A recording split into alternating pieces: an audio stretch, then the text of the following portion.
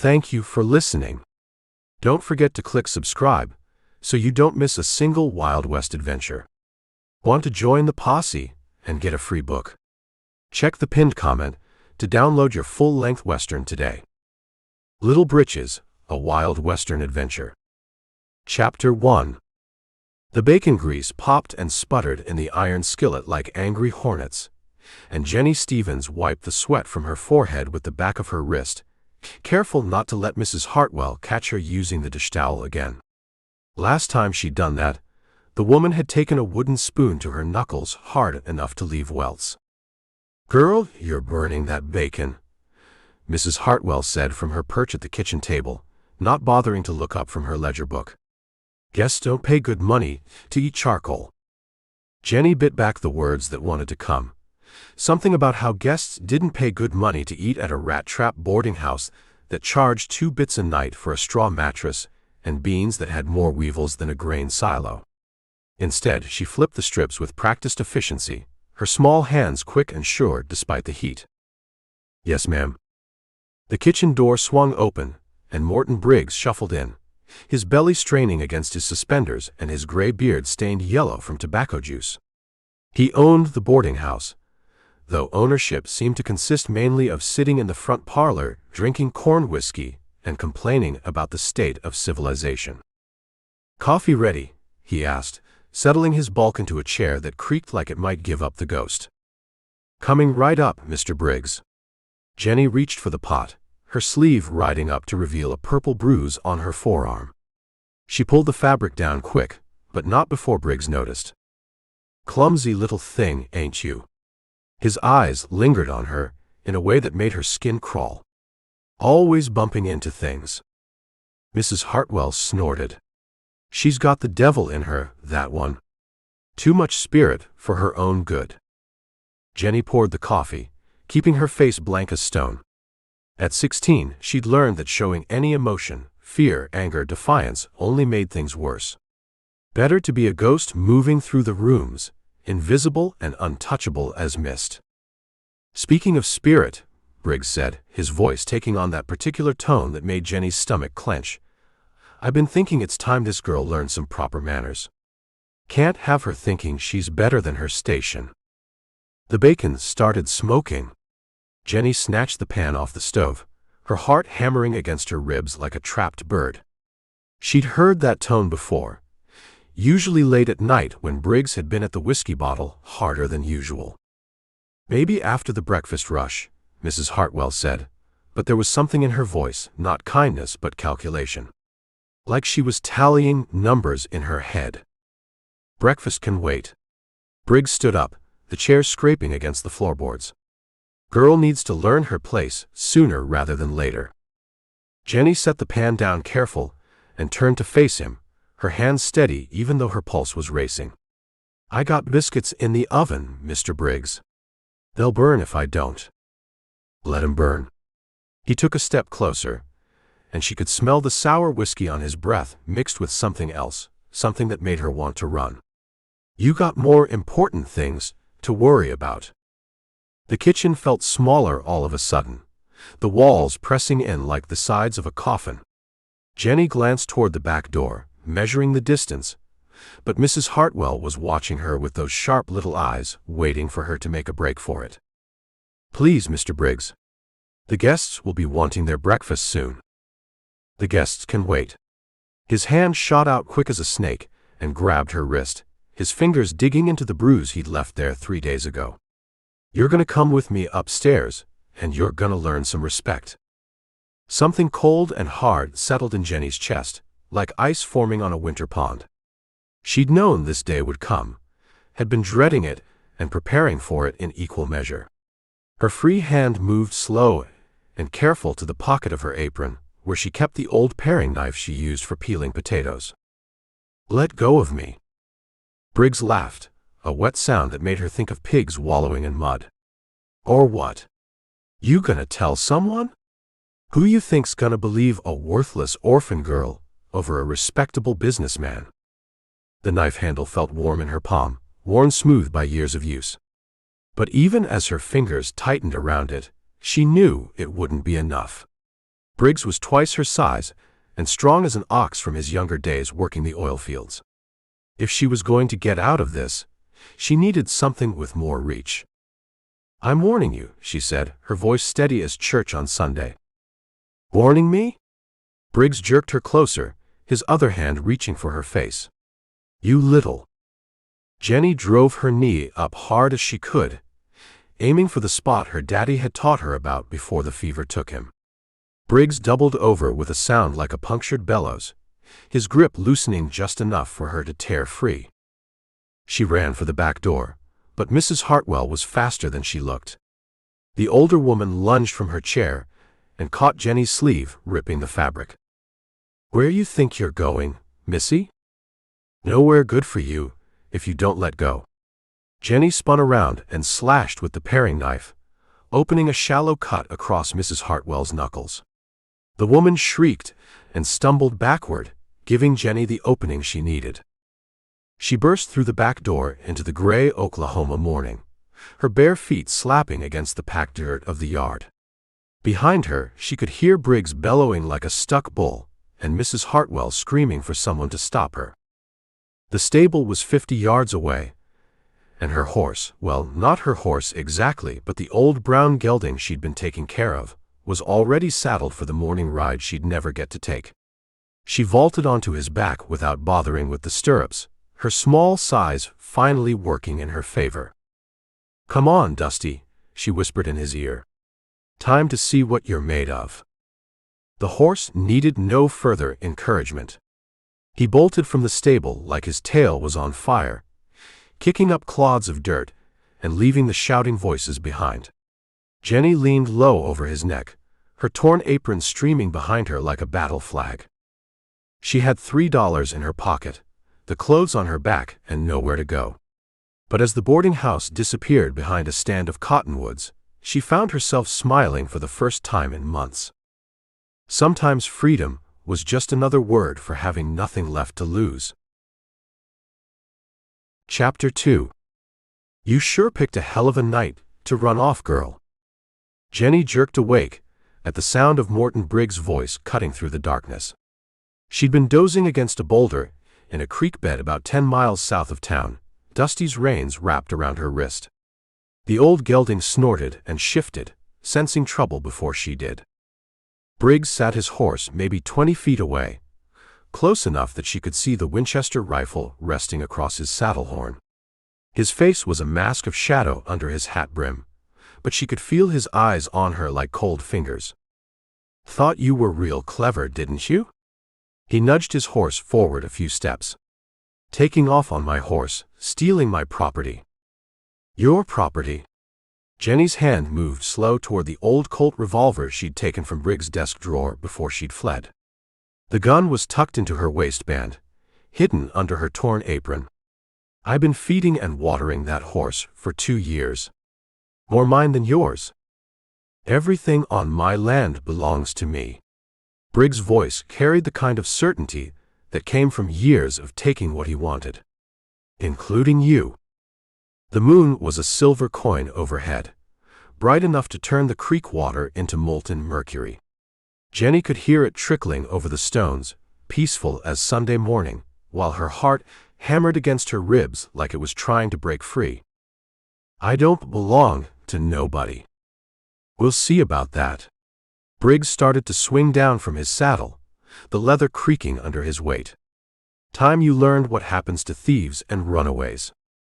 Jennie's fingers found the Colt's grip, the wood worn smooth and familiar. She'd been practicing with it in the barn when nobody was watching, using hay bales for targets. The gun was old but well maintained, and she'd gotten decent with it, decent enough to put 6 shots in a circle the size of a dinner plate from 30 paces. "Don't come any closer, Mr. Briggs." He laughed, that same wet sound from the kitchen. "What you gonna do, girl?" "Harsh language me to death." His boots hit the ground with a thud, and he took a step toward her, then another. The rifle was still in his hands, but he held it casual-like, as if she was nothing more than a spooked colt that needed gentling. "I'm warning you. You already tried that back at the house." Another step. Didn't work out so well for you then, neither. Jennie pulled the Colt free and thumbed back the hammer in one smooth motion. The click seemed loud as thunder in the quiet night. Stop right there. Briggs froze, his eyes going wide. For the first time since she'd known him, he looked uncertain.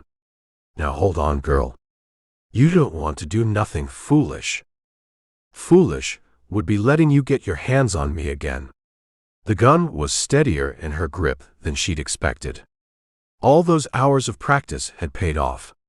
You're gonna turn around and ride back to town, and you're gonna forget you ever saw me. Can't do that.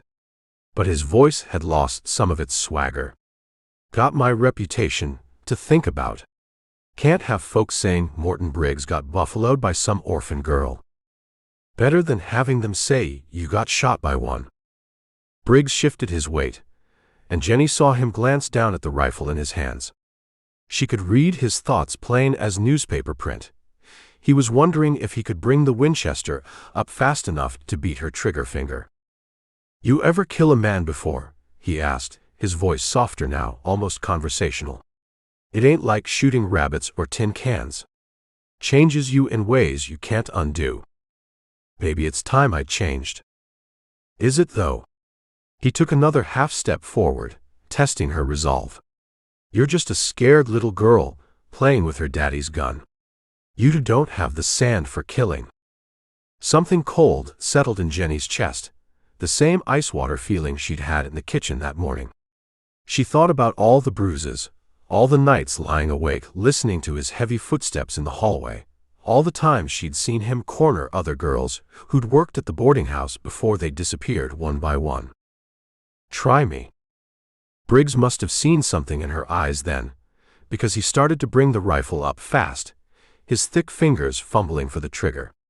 Jennie didn't think, didn't hesitate. She just squeezed.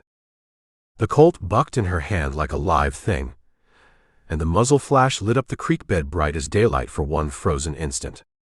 The shot echoed off the canyon walls and rolled away into the distance like God's own thunder. Briggs staggered backward, the rifle spinning from his hands. He looked down at the spreading darkness on his shirt front, then back up at her with something like surprise. Well, I'll be damned, he said, his voice thick and wet. Little girls got teeth, after all. He sat down hard, as if his legs had just remembered they weren't supposed to hold him up anymore. His hand pressed against the hole in his chest, but the blood kept seeping through his fingers, black as motor oil in the moonlight. This ain't how it was supposed to go, he wheezed. Jennie kept the gun trained on him, even though she could see he wasn't getting back up. How was it supposed to go, Mr. Briggs? You were gonna come back with me quiet-like. Learn your place. His breathing was getting shallow, raspy. Maybe I'd have been gentle with you. No, you wouldn't have. Briggs tried to laugh, but it came out as more of a cough. Dark liquid spilled from the corner of his mouth. Probably not. His eyes were starting to glaze over, like windows in an empty house. You're in for it now, girl. Can't go back after this. Wouldn't want to. Law's gonna come looking for you. Judge Parker don't take kindly to murderers, even pretty little ones. His voice was fading fast, barely above a whisper. Should have minded your manners when you had the chance. Jennie watched him die without feeling much of anything. No satisfaction, no regret, just a kind of hollow numbness, like she'd used up all her emotions and had none left to spare. She stood there for a long minute, listening to the creek burble and dusty cropgrass nearby. Then she walked over and picked up Briggs' rifle, checking the action. It was a good gun, better than the old Colt. She'd need it where she was going. His saddlebags held $47 in paper money and silver coins, plus a box of cartridges and some jerky. She took it all, along with his coat and hat. The coat was too big, but it would keep her warm on cold nights. She was loading the last of his gear onto Dusty when she heard them, hoofbeats coming fast from the direction of town. 3 riders, maybe 4, following her trail in the moonlight. Jennie swung up into the saddle and touched her heels to Dusty's flanks. The old horse took off like he'd been waiting for this moment his whole life, stretching out in a ground-eating gallop that carried them deeper into the territory darkness. Behind her, the voices were shouting now, close enough to make out words. They'd found Briggs' body, and they were coming hard. But she had a good horse under her, and a head start, and she knew these hills better than most. Chapter 3. Looks like a stray calf to me. The voice was low and gravelly, like stones rolling in a dry creek bed. Jennie didn't move, didn't so much as twitch a finger toward the Winchester resting across her lap. She'd heard them coming for the last 10 minutes, the soft thud of unshod ponies moving through the blackjack oaks. Not lawmen. Lawmen rode heavy horses and made a racket. These men moved like ghosts. A scrawny one at that, a second voice added, this one younger with a reedy nasal quality. Might be worth more for the hide than the meat. Jennie stayed put behind the granite outcropping, the mid-morning sun warming the rock under her hands. Dusty, the old gelding she'd liberated from Briggs, stood tethered in a thicket of sumac 20 yards away, hidden from the trail. She'd been tracking a small herd of longhorns for 2 days, figuring to cut one out for a meal. Looked like someone else had the same idea. Through a crack in the rocks, she saw them. 3 riders. The one who'd spoken first was a big man, broad in the shoulders with a tangle of black beard that covered most of his face. He rode a paint horse with a mean eye.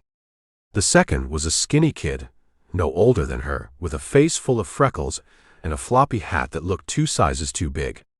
The third man was older, wiry and sun-cured, with pale, watchful eyes that missed nothing.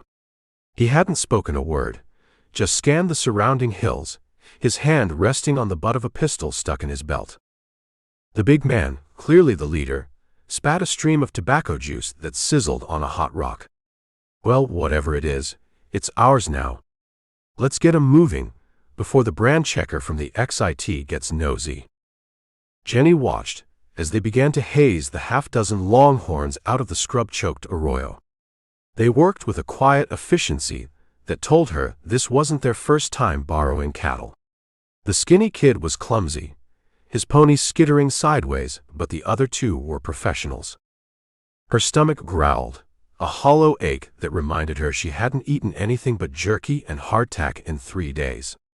Briggs' $47 wouldn't last forever, and she needed a fresh horse. Dusty was reliable, but he was old and slow, and the posse from back in Pawnee wasn't going to give up just because she'd crossed into the territory. She needed a horse with speed. The wiry man's buckskin looked like it could run all the way to Mexico. She made her decision. It was a fool's choice, the kind that got people killed, but sitting still was a death sentence of a different kind. She'd learned that much in the last week. Jennie waited until they had the cattle moving, their backs to her. She slipped from behind the rock, moving with a silence born of years of creeping around the Hartwell boarding house. She kept low, using the brush for cover, circling around until she was above them on a low ridge. She rested the barrel of Briggs' Winchester on a fallen log, took a steadying breath, and lined up her shot. She didn't aim for any of the men. She aimed for a flat rock, 50 feet to the right of the wiry man. The crack of the rifle shot was sharp and clean, echoing off the low hills. The bullet ricocheted off the rock with a high-pitched whine, a hornet's buzz that made the men react instantly. They weren't town deputies who'd stand around wondering where the shot came from. They scattered like quail, diving from their ponies and finding cover in less time than it took to draw a breath. The cattle, spooked by the noise, bolted back into the arroyo. "Who the hell is that?" the skinny kid yelled, his voice cracking. "Shut up, Wes," the big man grunted from behind a cluster of prickly pear cactus. "Sully, you see anything?" The wiry man, Sully, didn't answer. He was already gone, melting into the landscape like a lizard. Jennie smiled. He was the dangerous one. "Show yourself," the big man, the leader, bellowed. His name must be Cole, or something like it. He had that kind of voice. No need for this to get bloody. Jennie chambered another round, the metallic shuck click sounding loud in the sudden quiet. That depends on you, she called out, pitching her voice low. A boy's voice. I've got a proposition. We ain't hiring, Cole yelled back. I'm not looking for a job. I'm looking for a horse. She paused. And a stake. There was a moment of silence. She could almost hear them thinking. A lone gunman, holding the high ground. Could be a bounty hunter. Could be a fool. You got a lot of sand, friend, shooting at us, Cole said, his tone shifting, testing her. What makes you think we won't just wait you out? Because by the time you do, those cattle will be halfway to Kansas, Jennie replied. And because this Winchester holds 16 rounds. I've only used one. She saw a flicker of movement to her left. Sully. He was good. He'd circled around behind a line of cedars, trying to get an angle on her. She fired again, not at him, but at the trunk of the tree just beside where she'd seen him move. Bark exploded from the cedar. That's two, she called out. Another long silence. Then from behind the cactus, Cole's voice. All right, friend. All right. Let's talk. Come on out where we can see you. Not a chance, Jennie said. You ride out into the open. Leave your guns on your saddles. Go to hell. I might be heading there, Jennie said. But you'll get there first. She could feel the tension stretching thin, like a worn-out rope. This was the moment. It would either work or she'd be dead. She kept her eyes scanning, watching for Sully, for the Kid Wes, for any sign of a trick. Finally, Cole's voice again, tight with anger. Fine. But if this is a trick, you'll be eating that Winchester for supper. Slowly, the big man stood up, his hands held high and away from his body. He walked to his paint horse and unbuckled his gun belt, letting it hang on the saddle horn. The Kid Wes did the same, his hands shaking so bad he could barely work the buckle. Sully, Cole yelled. Do it. A moment later, the wiry man appeared from the cedars, his face a grim mask. He moved to his buckskin and draped his pistol over the horn. 3 men standing in the open, unarmed. Now you, Cole said. Come on down. Jennie stood up, the Winchester held steady at her hip. She saw their eyes widen as they got a good look at her. A girl.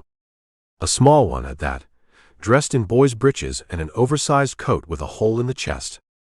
Well, I'll be, Cole muttered, a slow grin spreading across his bearded face. Look what we got here, boys. A little Britches, playing outlaw. Jennie walked down the slope toward them, her gaze never leaving Sully. He was the one who worried her. He looked at her not with surprise, but with a cold, calculating assessment. He was measuring her, judging her, and she knew he didn't like what he saw. The name's Jennie, she said, stopping a good 20 feet away. And I'm hungry. Cole chuckled, a low rumble in his chest. Jennie, huh? I'm Cole. This here's Wes, and the quiet one is Sully. And you, Jennie, have got more guts than a government mule. What's your game? I told you. I want a horse. That buckskin. She nodded toward Sully's mount. And one of those longhorns. Sully's pale eyes narrowed. This horse ain't for sale. I'm not looking to buy him, Jennie said. Cole laughed out loud this time. She's got you there, Sully. What do you figure you've got that's worth a horse like that? This. Jennie patted the stock of the Winchester. And the fact that I can put a bullet in your eye from 100 yards. I can help you round up these strays and any others you might find. I'm a good shot, and I'm not afraid of work. She shot the bark right off that tree, Cole, Wes piped up, his voice full of awe. Cole stroked his beard, looking her up and down. You're on the run, ain't you? That's a dead man's coat you're wearing. Jennie didn't answer. She didn't have to. The law after you. Cole pressed. Does it matter? It might. We don't need that kind of heat. The only heat you need to worry about is from this rifle barrel, Jennie said, her voice flat and cold. I need a fast horse and a stake. You need another hand who can shoot straight and keep quiet. Looks to me like we can help each other. Cole looked at Sully. The wiry man gave a slight, almost imperceptible shake of his head. He didn't trust her. Cole ignored him. All right, little Britches. Here's the deal. You help us get these cattle to the drop point, up on the Cimarron. You pull your weight, no trouble. When we get paid, you can have the buckskin and a share of the take. You try anything, and Sully will cut your throat while you sleep. He said it casual, like he was talking about the weather. And the steak? Jennie asked. Cole's grin returned. If you're still alive come supper time, you can have the whole damn cow. Sully walked past her then, his shoulder brushing hers, his pale eyes boring into her. He walked over to the buckskin and began to shift his saddle to Wes's clumsy pony. He didn't say a word, but his message was clear. He was watching, waiting for her to make a mistake. Jennie slung the Winchester over her shoulder and swung onto the buckskin's back. The horse was strong and quick under her, full of life. It felt like freedom. Cole gestured toward the arroyo, where the cattle were still milling around nervously. Well, little Britches, you wanted to work. Let's see what you've got. Jennie wheeled the buckskin around, the horse responding to the slightest touch of her heels. She dug in, sending the horse flying down the slope toward the scattered longhorns, the wind whipping at her face as she let out a sharp cry, driving the cattle from the brush. Chapter 4. Is that him? Wes asked, his reedy voice tight with nerves. He pointed a dusty finger toward the lone figure sitting in a slat-back chair in the sliver of shade offered by a dilapidated line shack. Is that Oklahoma Jack? Who else would be sitting in the middle of godforsaken nowhere waiting for stolen beef? Cole grumbled. He wiped a sleeve across his face, smearing the dirt. Just keep your mouth shut and try not to look like you're about to wet your britches. Jennie slowed the buckskin to a walk, her eyes on the man in the chair. He didn't look like much. Old, for one thing. His face was a road map of wrinkles, and a shock of white hair stuck out from under a sweat-stained hat. He wore simple denim trousers and a collarless shirt, faded to the color of the sky. He could have been any dirt-poor rancher taking a rest from mending fences. But there was a stillness about him, a coiled patience that didn't belong to a man who worked with his hands for a living. And a greener shotgun with barrels cut short rested across his lap. Sully rode up beside her, his pale eyes also fixed on the old man. Don't let him fool you, he said, his voice a low murmur meant only for her. He's faster with that scattergun than a snake in a hot skillet. Jennie just nodded, her hand resting on the Winchester in her saddle scabbard.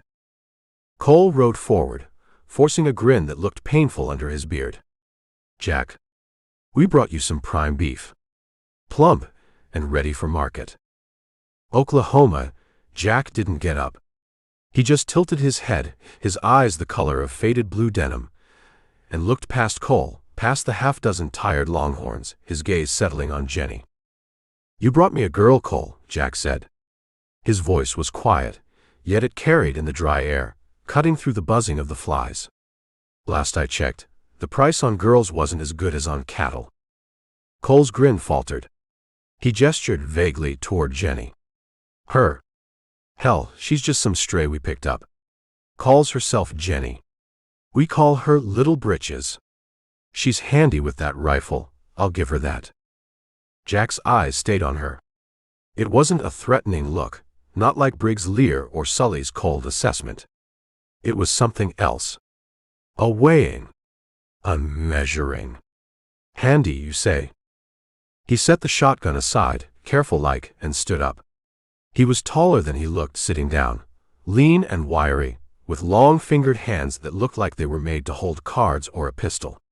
He walked past Cole as if he wasn't there, and stopped in front of Jennie's horse. "Get down, girl," he said. It wasn't a command, just a statement of fact. Jennie swung down from the buckskin. She stood her ground as he walked a slow circle around her, his gaze taking in the worn boots, the boy's trousers, the oversized coat with the patched bullet hole. He stopped in front of her again. "You got the look of a runner," he said. "What's chasing you?" "My own shadow, mostly," Jennie said. A flicker of a smile touched his lips. "That's the hardest one to outrun. Cole says you're handy with a rifle. I find Cole exaggerates when he's trying to make himself look good. Show me." He pointed to a row of tin cans set on a fallen cottonwood log about 60 yards away. "Hit the third one from the left." Jennie didn't hesitate. She slid the Winchester from its scabbard, levered a round into the chamber, brought the stock to her shoulder, and fired. The motion was fluid, practiced. The can jumped into the air and spun away into the brush. "All right," Jack said, nodding slowly. "You can hit what you're aiming at when it's sitting still. Anybody can do that with enough practice. Let's see something else." He picked up a fist-sized rock. "Ride to that rise over there." He pointed to a low hill 100 yards off. "Ride back toward me, full gallop. When I throw this rock, you shoot it before it hits the ground." Cole let out a short laugh. "Hell, Jack, not even Bill Doolin could make that shot." Jack ignored him. His faded blue eyes were locked on Jennie. "Can you do it, little Britches?" The name sounded different coming from him. Not an insult, but a challenge. A title waiting to be earned. "I can try," Jennie said. She mounted the buckskin and galloped toward the rise, the powerful horse eating up the ground. She turned him on a dime and came thundering back, the Winchester held ready in one hand. She saw Jack's arm draw back, and then the rock was in the air, a dark speck against the bright, unforgiving sky. Jennie brought the rifle up, swinging it with the motion of the horse, leading the falling rock, her body moving as one with the animal beneath her. She didn't aim. She just pointed and squeezed the trigger. The rifle bucked against her shoulder. For a split second, the rock seemed to hang in the air, and then it simply vanished, replaced by a puff of gray dust. She pulled the buckskin to a sliding halt a few feet from the old man, the smell of gunpowder sharp in her nostrils. Wes was staring, his mouth hanging open. Cole looked dumbfounded. Sully's face was unreadable, but a muscle twitched in his jaw. Oklahoma Jack just nodded, a slow, appraising look on his face. "You got the eye," he said. "But your form is all wrong. You're fighting the horse instead of riding with it. And you hold that rifle like it owes you money. You got potential, but potential is just a fancy word for getting yourself killed in a new and interesting way." He turned to Cole. "Give the girl her share of the money. She's working for me now." "Now hold on, Jack," Cole sputtered, his face turning red. "We had a deal. She was helping us." "Your deal is done," Jack said, his voice still quiet, but with an edge of cold steel just beneath the surface. "You delivered the cattle. Here's your money." He pulled a worn leather pouch from the shack and tossed it to Cole. "Now get off my land before I get inhospitable." Cole looked from the pouch to Jack's calm face, then at the greener shotgun leaning against the chair. He swallowed whatever he was going to say. "Come on, boys," he grumbled, turning his horse. Sully hesitated, looking at Jennie, then at Jack. He gave a curt nod, a silent promise of unfinished business, and followed Cole and Wes as they rode out of the canyon, leaving a cloud of dust behind them. Jennie stood alone with the old outlaw, the silence settling around them. "You use a pistol?" Jack asked. Jennie pulled the old Colt from her waistband. "Some." "Let me see it." She handed it to him. He balanced it in his palm, his expression one of distaste. "Peacemaker. Fine for a farmer scaring crows. Too slow. Too heavy." By the time you get this thing clear of your belt and cock the hammer, a man with a good double action has put 2 bullets in your heart." He tossed the Colt into the dust. "You'll use this now." He went into the shack and came back with a Smith & Wesson Schofield, its barrel a sleek, deadly blue. "Top rake. Faster to reload. Lighter trigger. It'll suit a small hand like yours." He handed it to her. It felt different in her grip. Balanced. Alive. "The first thing you learn is this," Jack said, his voice taking on a professorial tone. "An outlaw doesn't live by the gun. He lives by his wits. The gun is just what you use when your wits fail you. It's a tool, not a crutch. You think robbing a bank is about kicking in the door and shooting the place up." He shook his head. "It's about knowing the teller is sweet on the girl who works at the millinery. It's about knowing the sheriff gets a stomach ache every Tuesday after lunch. It's about knowing the train schedule and the telegraph lines. It's about knowing people. The gun part, that's just noise and smoke to cover your tracks." He spent the rest of the afternoon with her. He made her draw the Schofield 100 times, then 100 more, until her arm ached. He didn't let her fire a single shot. "Speed is useless if you can't hit anything," he said. "And you can't hit anything if you're thinking about the gun. It has to be part of you, an extension of your will." He taught her how to read the brands on cattle, and how a hot piece of wire could turn a Circle C into a lazy Q. He made her study a map of the territory, pointing out the hidden water holes, the box canyons good for a hideout, the towns with lazy lawmen, and the ones patrolled by hard-case marshals from Fort Smith. As the sun began to dip below the canyon rim, painting the rocks in shades of orange and purple, he stopped. "That's enough for one day," he said. "You sleep in the shack. I'll take the watch." Jennie looked at him, confused. "Why are you doing this?" Oklahoma Jack looked out at the fading light, his face looking ancient and tired. "I knew a girl once. Looked a little like you. Full of fire and vinegar. She thought being fast with a gun was enough. She was wrong." He paused. "She's buried in a pauper's grave in Coffeyville." He turned and looked her square in the eye. "This ain't a game, little Britches.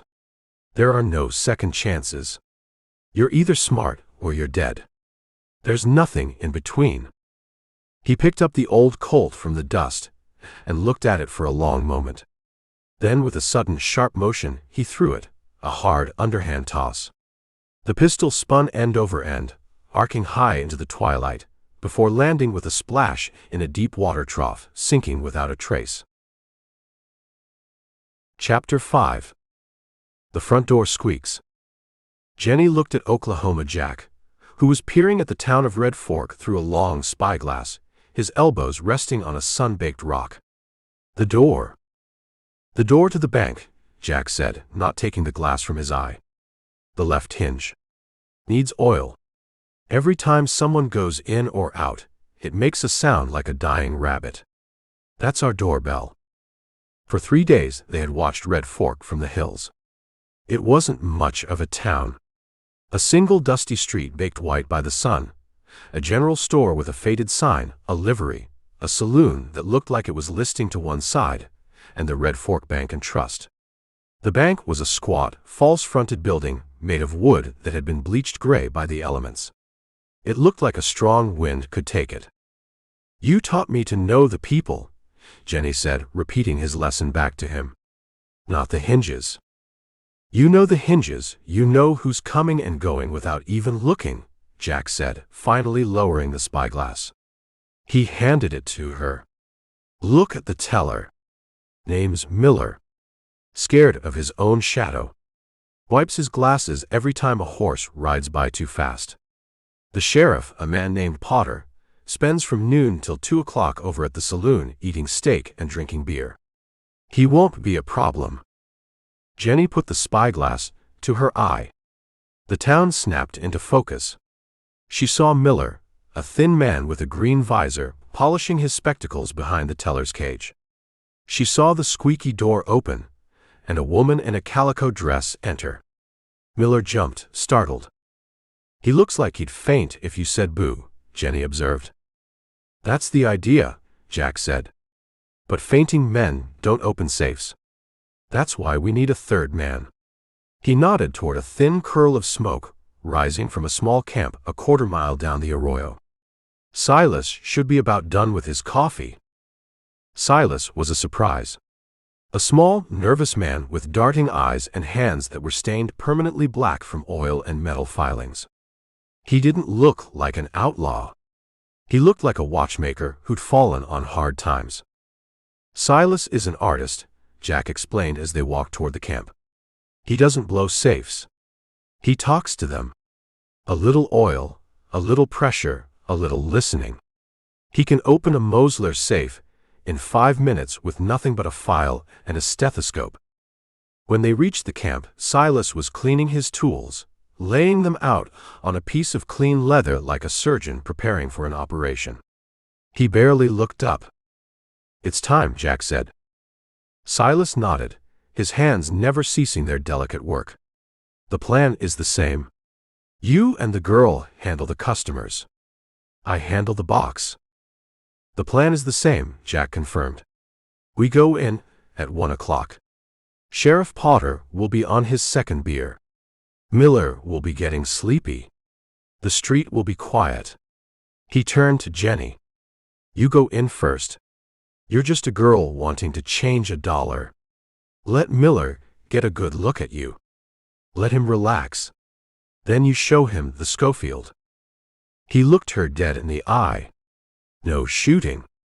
Not unless you have to. A gun is for pointing. You point it right, you don't have to use it. You're in charge of the room. Own it. Your voice is the only one that matters." An hour later, Jennie rode the buckskin down the main street of Red Fork. She'd swapped the oversized coat for a simple riding jacket, but the Schofield was heavy on her hip. She felt 100 pairs of eyes on her from the shaded boardwalks. A girl alone. She dismounted in front of the bank, tied the buckskin to the rail, and pushed the door open. It squeaked, just like Jack said it would. The air inside was stale, smelling of paper and old money. Miller the teller looked up, his eyes blinking behind his thick glasses. "Help you, miss?" "I need to change this," Jennie said, sliding a silver dollar across the polished wood counter. Her voice was steady, but her heart was hammering against her ribs. This was it. The moment of the turning. Miller took the dollar. As his fingers fumbled in the cash drawer, the door squeaked again. Silas walked in, carrying a small leather satchel. He gave Jennie a nervous glance and moved to the side, pretending to study a calendar on the wall. Another squeak. "Jack." He stepped inside, letting the door swing shut behind him. He didn't draw a weapon. He just stood there, a silent, grim presence that seemed to suck the air out of the room. Miller looked up from his coins, his eyes moving from Jack to Silas, then back to Jennie. He saw her hand resting on the butt of the Schofield. A flicker of understanding, then pure, undiluted terror washed over his face. His mouth opened, but no sound came out. "Don't say a word," Jennie said, her voice low and even, just as Jack had coached her. She drew the Schofield. The click of the hammer being cocked was like a gunshot in the silent room. "Just fill this bag." She pushed a canvas sack onto the counter. Miller's hands trembled so badly, he dropped a stack of dimes. He stared at the gun, mesmerized. "Now," Jennie said, her voice sharper. He began to scoop bills and coins into the bag, his movements jerky and uncoordinated. Silas was already at work on the big black safe in the corner, his ear pressed to the cold metal, his fingers turning the dial with a feather-light touch. The door squeaked. Jennie's head snapped around.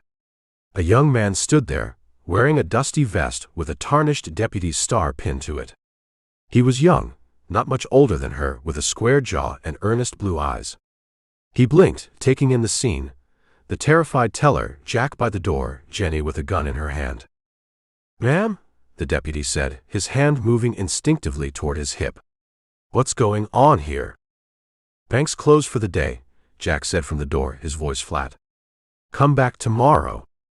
The deputy's eyes moved past Jennie, settling on Silas, who was hunched over the safe, his back to the room. The deputy's brow furrowed in confusion, then cleared with a jolt of recognition. "Silas?" he said, his voice sharp with disbelief. "Silas Kane. By God, I thought you were supposed to be breaking rocks in Yuma." Everything happened at once. Silas spun around, his face a mask of panic. He dropped his tools and clawed for a small pistol tucked in his belt. It was a clumsy, desperate move. The deputy was faster. He was a boy, but he was a lawman, and he'd been trained. His Colt was out and barking before Silas's pistol had cleared leather. The shot was deafening in the small room. Silas grunted, a red flower blooming on his chest, and staggered back against the safe, his eyes wide with a final surprise. Jennie didn't think. Jack's training took over. She dropped to one knee as the deputy swung his gun toward her, and she fired the Schofield. She didn't aim for him. She aimed for the counter beside him. Wood splinters flew into his face, making him flinch and cry out. It gave her the second she needed. "Jack," she screamed. The front window of the bank exploded inward in a shower of glass as Jack fired the greener from the street. The roar of the shotgun was a physical blow. The deputy, caught between Jennie's pistol and the shotgun blast, dove behind a heavy oak desk. The squeaky door was banging now, as people outside started shouting. The lazy Tuesday was over. Jennie saw the bag of money on the counter, half full. She saw Silas on the floor, his life leaking out onto the dusty floorboards. She heard the deputy cocking his pistol behind the desk. She grabbed the canvas bag, scooped what she could from the teller's drawer with her free hand, and ran. Out the back. Jack yelled from the street, his voice cutting through the ringing in her ears. Another shotgun blast tore through the front of the building. Jennie vaulted the counter, her boots landing next to the dying safecracker. She didn't look at him. She kicked open the door to the back office and burst through it, the Schofield still hot in her hand. The back door of the office led to a narrow, trash-filled alley. She could hear Jack's horse and her own buckskin screaming in panic from the gunfire out front. She shoved a fresh cartridge into the Schofield, her fingers clumsy but sure. She took a deep breath, the air tasting of gunpowder and fear. Then she kicked open the alley door and ran out into the sudden, blinding sunlight, straight into the sound of Jack's shotgun roaring again. Chapter 6. Don't look back. Jack's voice was a rasping command, cut short by the wind and the thunder of their horses' hooves. They ain't behind you. They're in front of you. They're all around you. Looking back just tells you what you already know. Jennie didn't look back. She kept her eyes fixed on the spot between the buckskin's ears, her knuckles white where she gripped the reins and the canvas money sack. The Schofield was jammed back in its holster, still warm. The memory of its buck and roar was a living thing in her hand. They rode until the sun was a merciless white fire overhead, until the sounds of Red Fork, the shouting, the ringing bells, the sporadic pops of gunfire, were long swallowed by the vast, indifferent silence of the territory. Jack didn't lead them on trails. He led them through a world without paths, cutting across rock-strewn prairies and diving into brush-choked canyons where the air was thick and still. He rode with a grim economy of motion, his old body seeming to draw strength from the raw, unforgiving land itself. By the time they stopped, the horses were lathered and trembling, their sides heaving. Jack had chosen a spot where a narrow creek disappeared into a fissure between two sheer rock walls, a place that felt like the end of the world. A man could hold off an army from here, or die trying. "Water the horses," he ordered, swinging down from his saddle. He didn't seem tired, just worn, like a river stone. "Just a little. Don't let him bloat." Jennie slid from the buckskin's back, her legs unsteady. The adrenaline had burned away, leaving behind a hollow ache and the sour taste of fear in her mouth. She led the horses to the creek, her mind a dizzying replay of the last hour. The squeak of the door. The deputy's earnest, stupid face. The blossoming red on Silas's chest. The sightless way his eyes had stared at the ceiling. When she returned, Jack had a small fire going, smokeless, built in a pit of rocks. He was sitting on his heels, the greener shotgun across his lap. He gestured with his chin toward the money sack she still clutched in her hand. "Let's see what we bled for." His choice of words sent a chill through her. She untied the drawstring and dumped the contents onto a flat rock between them. It wasn't a hoard. A few stacks of greenbacks, some gold eagles, a heavy scattering of silver dollars. It looked small and dirty lying there on the rock. Jack began to count, his long fingers sorting the bills with a practiced efficiency. He didn't say anything for a long time. The only sounds were the soft rustle of paper and the trickling of the creek. $286, he said finally, looking up at her. His faded blue eyes were impossible to read. Silas died for his share of $95.33. Jennie swallowed. The deputy, he knew him. That was the mistake, Jack said, his voice flat. Not Silas getting shot. Not you shooting back. The mistake was made a year ago, when Silas got himself caught and sent to Yuma. He left a piece of himself behind, for the law to hold on to. You can't leave pieces of yourself anywhere. He pushed a stack of bills and a handful of coins toward her. Your share. She looked at the money, the blood money. It didn't feel real. What about Silas's share? The ground gets it, Jack said. He took the dead man's portion and tossed it into the fire. The paper bills curled, blackened, and vanished into ash. The coins just sat in the embers, glowing a dull red. He's got no use for it. Neither do we. Bad luck to spend a dead man's wages. He watched her, his gaze sharp. You're quiet, little Britches. A man is dead, she said, her voice barely a whisper. 2 men, Jack corrected.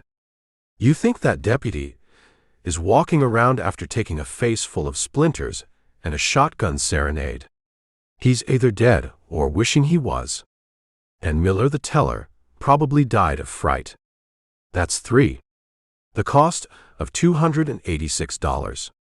He poked the fire with a stick. It's a business of numbers. You get used to the arithmetic, or you don't stay in business long. You told me not to shoot. I told you not to shoot unless you had to, he countered, his voice hard. You had to. You did good. You shot to spook him, not to kill. Gave me time. You kept your head. Most people, their first time, they either freeze up or start shooting everything that moves. You did what you were trained to do. He paused. The killing part is just something that happens.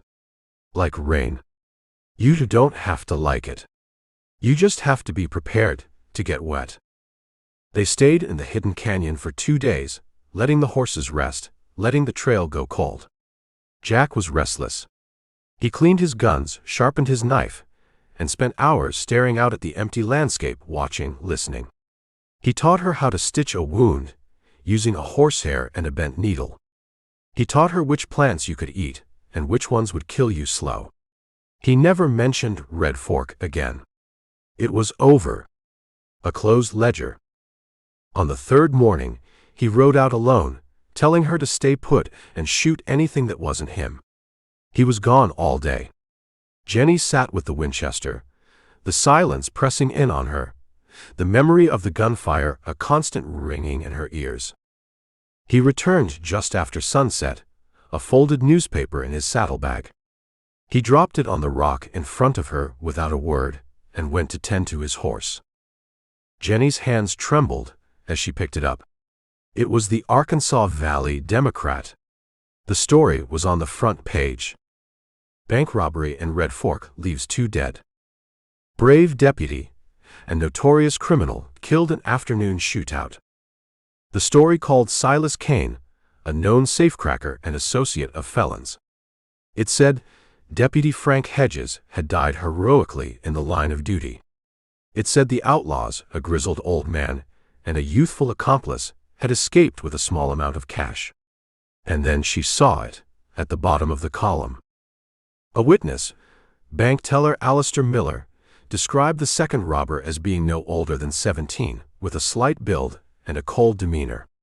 Authorities have identified a person of interest, a 16-year-old runaway from Pawnee named Jennie Stevens, wanted in connection with the recent death of boarding house owner Morton Briggs. A reward of $100 has been offered by the county for information leading to her capture. She is considered armed and extremely dangerous. Jennie read the words again. Jennie Stevens. Extremely dangerous.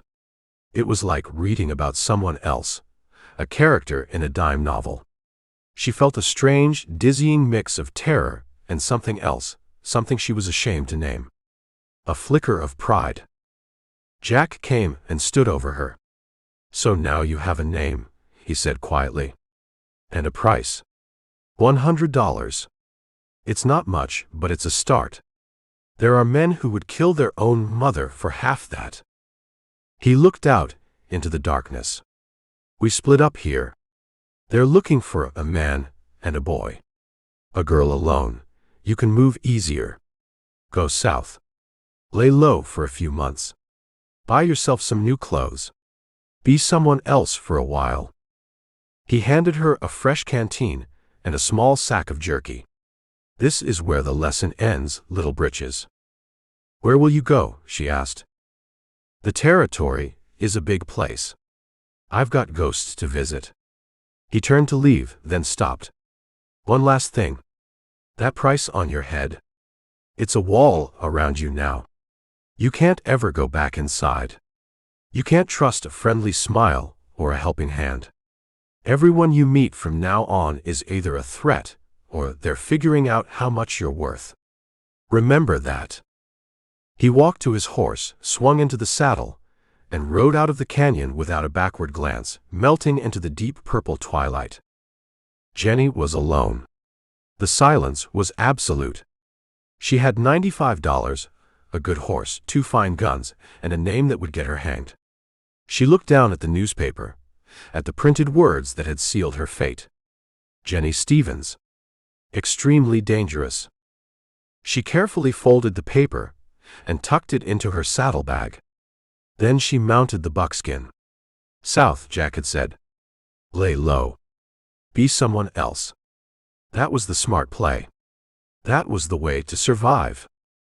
She turned the buckskin's head north. North, toward the wild heart of the territory. Toward the railroad lines and the boomtowns. Toward the places men like Bill Doolin were making their names. She didn't know what she was looking for. She only knew that running and hiding felt like dying slow. Her old life was gone, burned to ash like a dead man's money. With a nudge of her heel, she urged the horse forward, leaving the sanctuary of the canyon behind. The moon rose, silvering the plains, and she rode straight into it, a lone figure moving across the vast dark stage, her new name a cold, hard knot in her gut. Chapter 7. They're late. The voice came from behind her, low and unhurried. Jennie didn't flinch. She'd known he was there for the last 5 minutes, had heard the soft scuff of a boot on rock that was too deliberate for a stray animal. She kept the spyglass pressed to her eye, watching the heat shimmer rise from the dusty track that passed for a road below. "The mail is never on time," she said, not turning around. "Government work." A dry chuckle. "Ain't that the truth?" The man moved, stepping into her peripheral vision. He was tall and lanky, with a handsome, reckless face and a long mustache that drooped below his chin. He wasn't wearing a gun belt, but the bulge of a pistol under his coat was as plain as the nose on his face. "You got a good spot here. See 'em coming for miles." "It suits me," Jennie said. She lowered the spyglass. There were 4 of them, spread out along the ridge, materializing from the landscape as if they'd grown there. They had the hard, watchful look of men who slept with one eye open. One of them, a thick-set man with a dark, brooding face, was Bill Dalton. She'd seen his likeness on a poster in a marshal's office, which meant the handsome one was likely George Bittercreek Newcomb. And if they were here. "You're waiting for the noon stage from Guthrie," she stated. It wasn't a question. "We might be," Newcomb said, a lazy grin playing on his lips. "And you? A little thing like you, all alone. You waiting for it too." "I'm admiring the scenery." "The scenery is about to get $1,200 richer," another man said, walking up. He was shorter than the others, with a quiet, authoritative air. He had intelligent eyes and a calm demeanor that seemed more dangerous than any swagger. He looked at Jennie, his gaze taking in the Schofield on her hip, the Winchester in her saddle scabbard, the quality of the buckskin she rode. "Bill Doolin," he said by way of introduction. "And you're the girl from the Red Fork business. Jennie Stevens." Jennie's blood went cold. Jack's warning echoed in her head. "Everyone you meet is either a threat, or they're figuring out how much you're worth." "Don't know the name," she said. Doolin smiled, a slight knowing expression. "Sure you do. It's worth $100 right now. A man gets to know the names of his competition." He gestured down at the road. "We were set to take that coach. Looks like you had the same idea. A little girl like you, against a driver and a shotgun messenger. That's ambitious." "I'm just passing through," Jennie said, her hand moving to rest on the butt of the Schofield. "No, you're not," Doolin said, his voice still mild. "You're hungry. You're watching that road because it's the only place for miles that has anything worth taking. And you're smart enough to know that taking it alone is suicide." He paused. "Unless you got a better plan than just standing in the road and yelling." The challenge hung in the air. This was a test. They were sizing her up, amused by the notion of a 16-year-old girl thinking she could play in their league.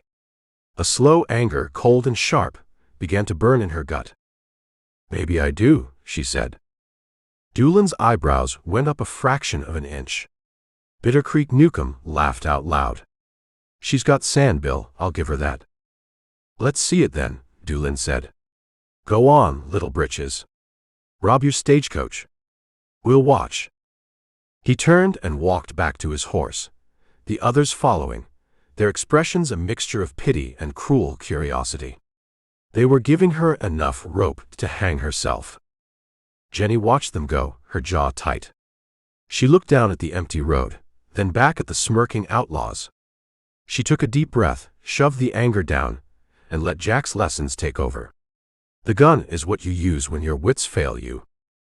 She swung onto the buckskin and rode, not down toward the road, but away from it, back over the ridge. She rode hard for a mile, then cut west, circling around in a wide arc until she was well ahead of where the stage would be. She found what she was looking for, in a narrow pass where the road was choked with rocks and scrub cedar. Dismounting, she worked fast. She took her lariat and tied the buckskin's left foreleg up, bending it at the knees so the horse couldn't put any weight on it. Then she took a handful of dust and grime and smeared it on her face, tracing lines from her eyes. She pulled her hair loose from its tie and mussed it until it was wild. When she was done, she looked in the small hand mirror she kept in her saddlebag. A frightened, tear-stained girl stared back at her. She led the hobbled buckskin into the middle of the road and sat down on a rock, burying her face in her hands. She didn't have to wait long. She heard the rumble and creak of the coach before she saw it. When it rounded the bend, the driver, a heavy man with a sunburnt face, pulled back hard on the reins. "Whoa there. Whoa." The coach slid to a halt in a cloud of dust. Beside the driver, a man with a sawed-off shotgun across his knees leaned forward, his eyes narrowed and suspicious. The shotgun messenger. "What's all this?" the driver called out. Jennie looked up, her face a perfect mask of misery. "My horse, mister," she wailed, pointing at the buckskin, who was playing his part perfectly, shifting his weight and looking pitiful. "He's gone lame. I think his leg is broken." The driver's face softened. "Well, now ain't that a shame? Just a little girl, all alone."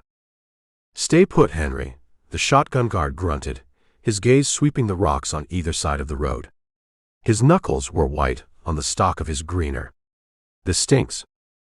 "Oh, hush, Abe," the driver said. "It's a kid. We can't just leave her here." He started to climb down from the box. "That's far enough, mister," Jennie said. Her voice had changed. The pitiful wail was gone, replaced by a flat, cold tone that made the driver freeze with one foot on the wheel. She stood up, and the Schofield seemed to leap into her hand from nowhere, the barrel pointed steady at the driver's chest. "Abe," she said, her eyes flicking to the guard. "Drop the shotgun.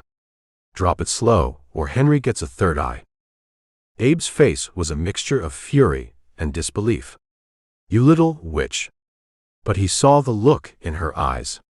It was the same look he'd seen in hardened killers in Coffeyville and Dodge City. He slowly placed the shotgun on the floorboards. "Now the strong box," Jennie ordered. "Push it off the side." "Go to hell." Jennie cocked the Schofield. The sound was like a snapping bone. "I can't shoot you both before one of you gets a shot off," she said, her voice calm, conversational. "But I can sure as hell shoot Henry. And you know what? I don't think he wants to die today, just because you're feeling stubborn. Do you, Henry?" The driver, Henry, was pale as a sheet. "For God's sake, Abe, give her the box."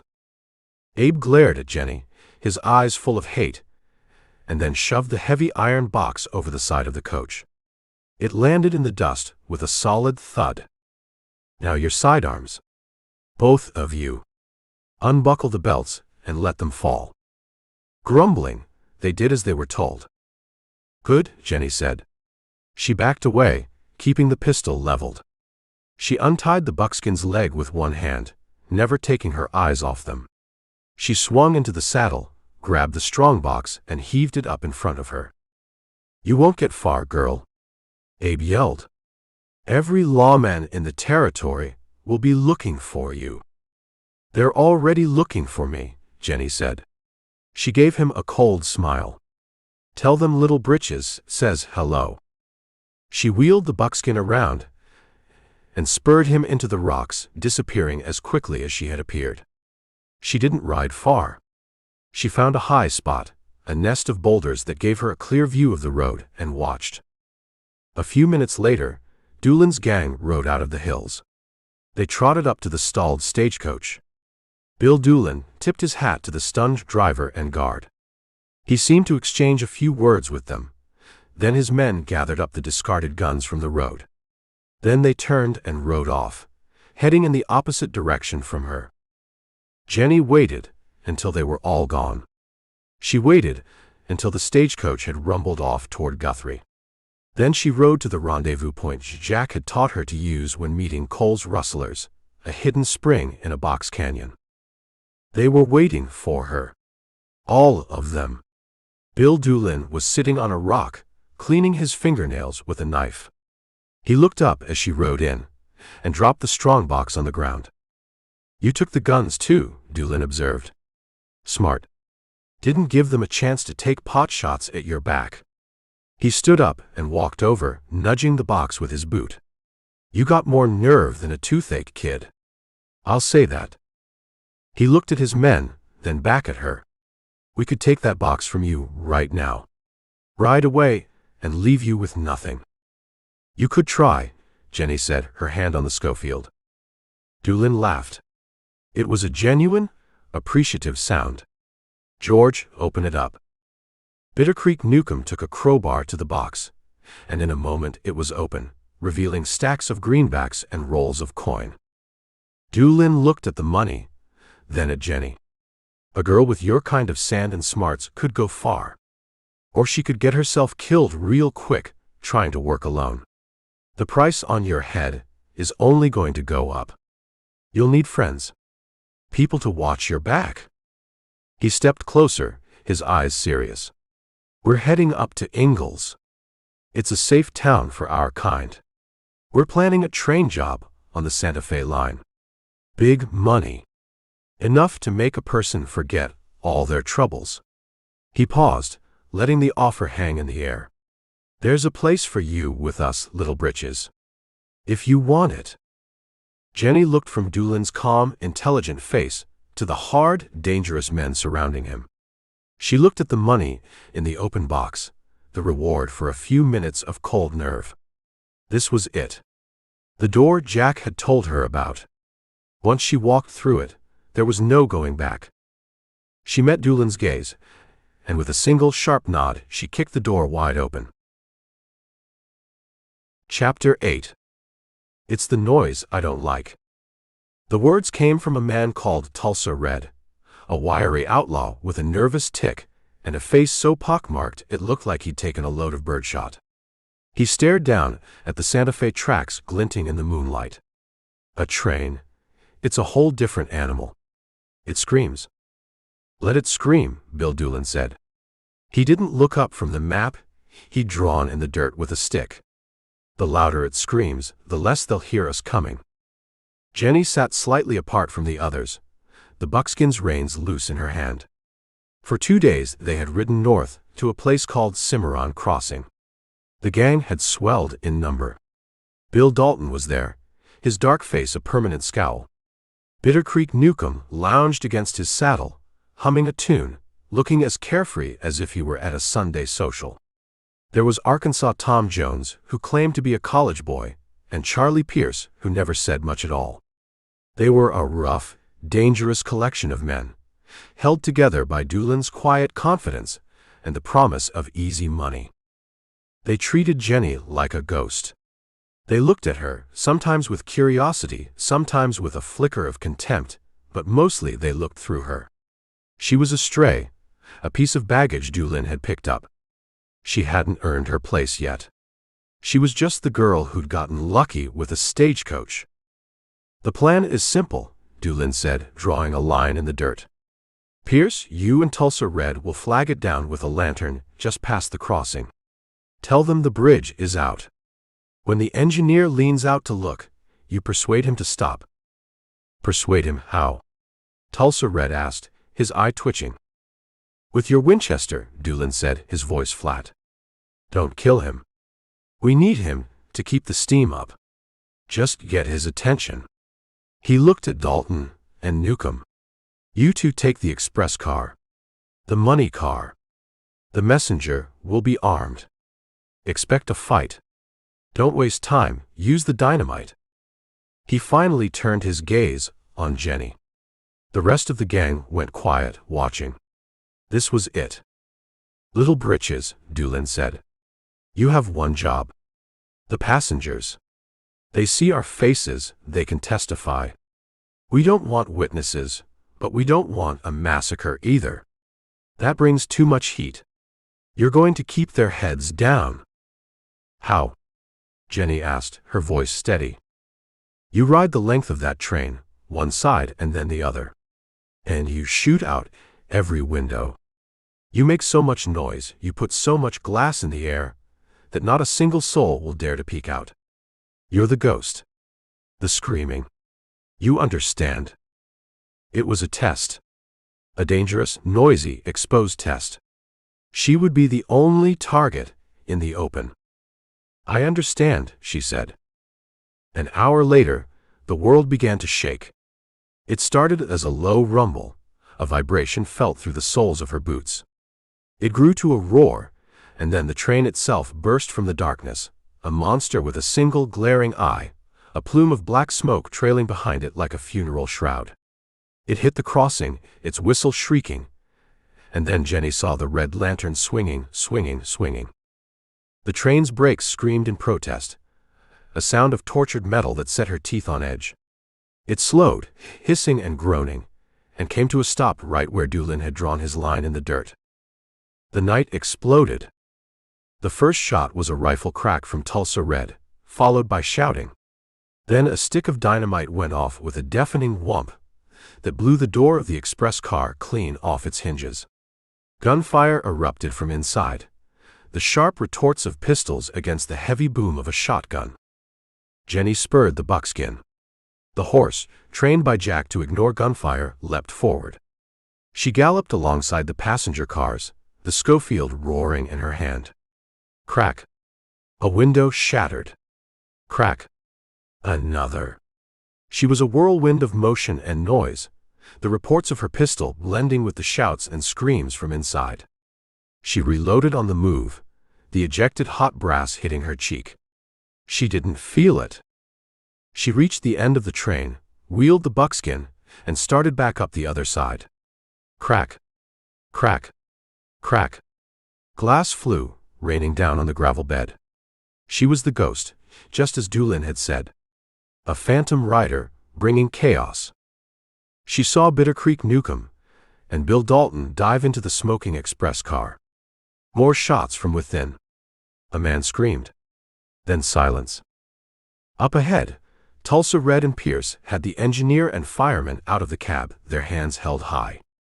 The robbery was going exactly as planned. It was too easy.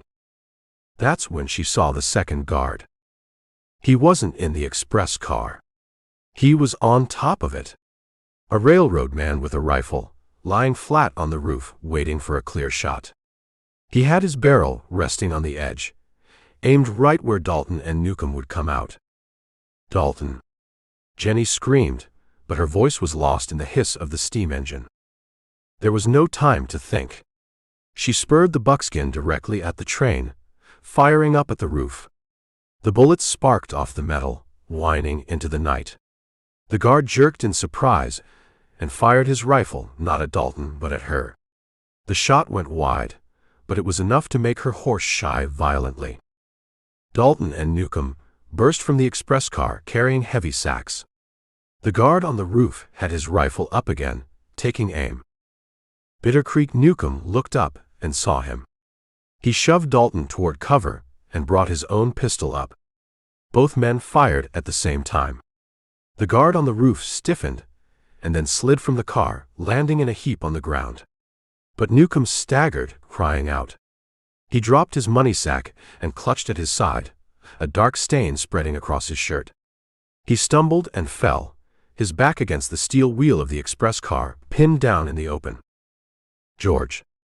Dalton yelled, but he was already running for the horses, dragging 2 sacks of money with him. The first rule of the outlaw trade: you don't go back. You never go back. Leave him. Doolin was shouting from the darkness. Get the money. Let's go. Newcomb tried to stand, but his legs wouldn't hold him. He raised his pistol and fired a few wild shots toward the passenger cars, where more gunfire was beginning to answer back. A window opened, a rifle barrel poking out. Jennie saw it all, in a frozen instant. Newcomb wounded and alone. Dalton running. Doolin yelling to leave him. The new rifle in the window. She thought of Jack. You're either smart or you're dead. The smart move was to ride away. She dug her heels into the buckskin's flanks and charged. She galloped straight for Newcomb, firing the Schofield at the passenger car window, forcing the rifleman back inside. She didn't slow down. Newcomb, she yelled. Get ready. She leaned low from the saddle, holding out her arm. He looked up, his handsome face pale and twisted with pain. He saw her coming, saw the raw determination in her eyes. He reached up. Jennie grabbed his hand, her small frame straining with the effort. She hauled him upward as the buckskin thundered past. For a terrible second, she thought she would lose him, but he got a foot into her stirrup and swung himself up behind her, collapsing against her back with a groan of pain. Bullets were flying now, coming from everywhere.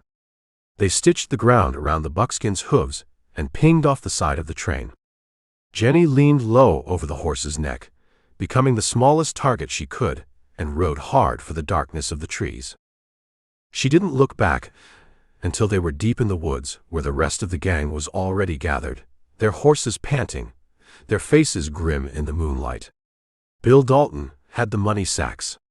Doolin was staring at her, his expression unreadable. Jennie slid from the saddle, letting Newcomb slump to the ground. "He's hit in the side," she said, her voice coming out breathless. Doolin knelt beside the wounded man, ripping open his shirt. "It's clean through. He'll live."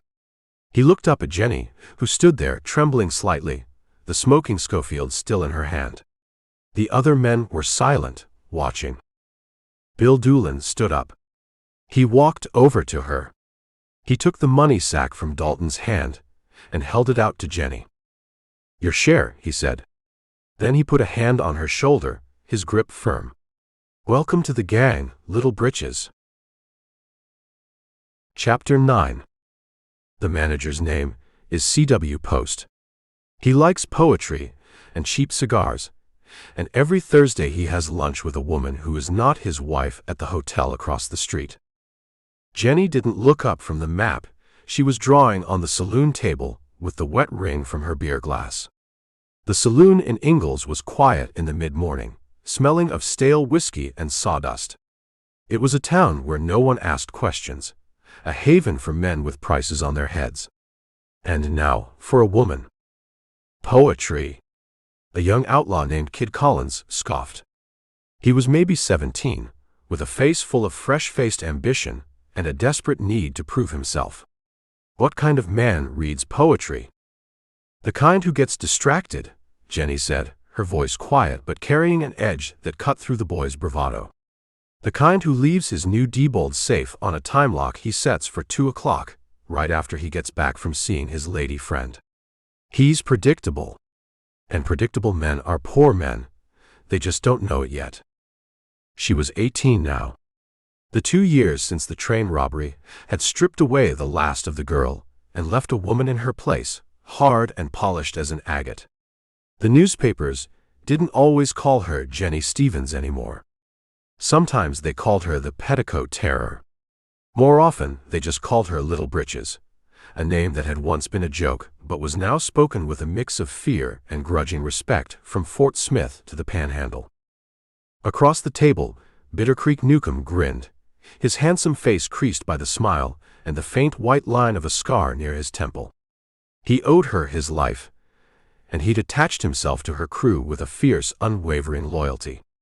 "She's got you there, kid. A man thinking about rhymes ain't thinking about the back door." Her crew. It was still strange to think it. There was the kid, eager and fast but green.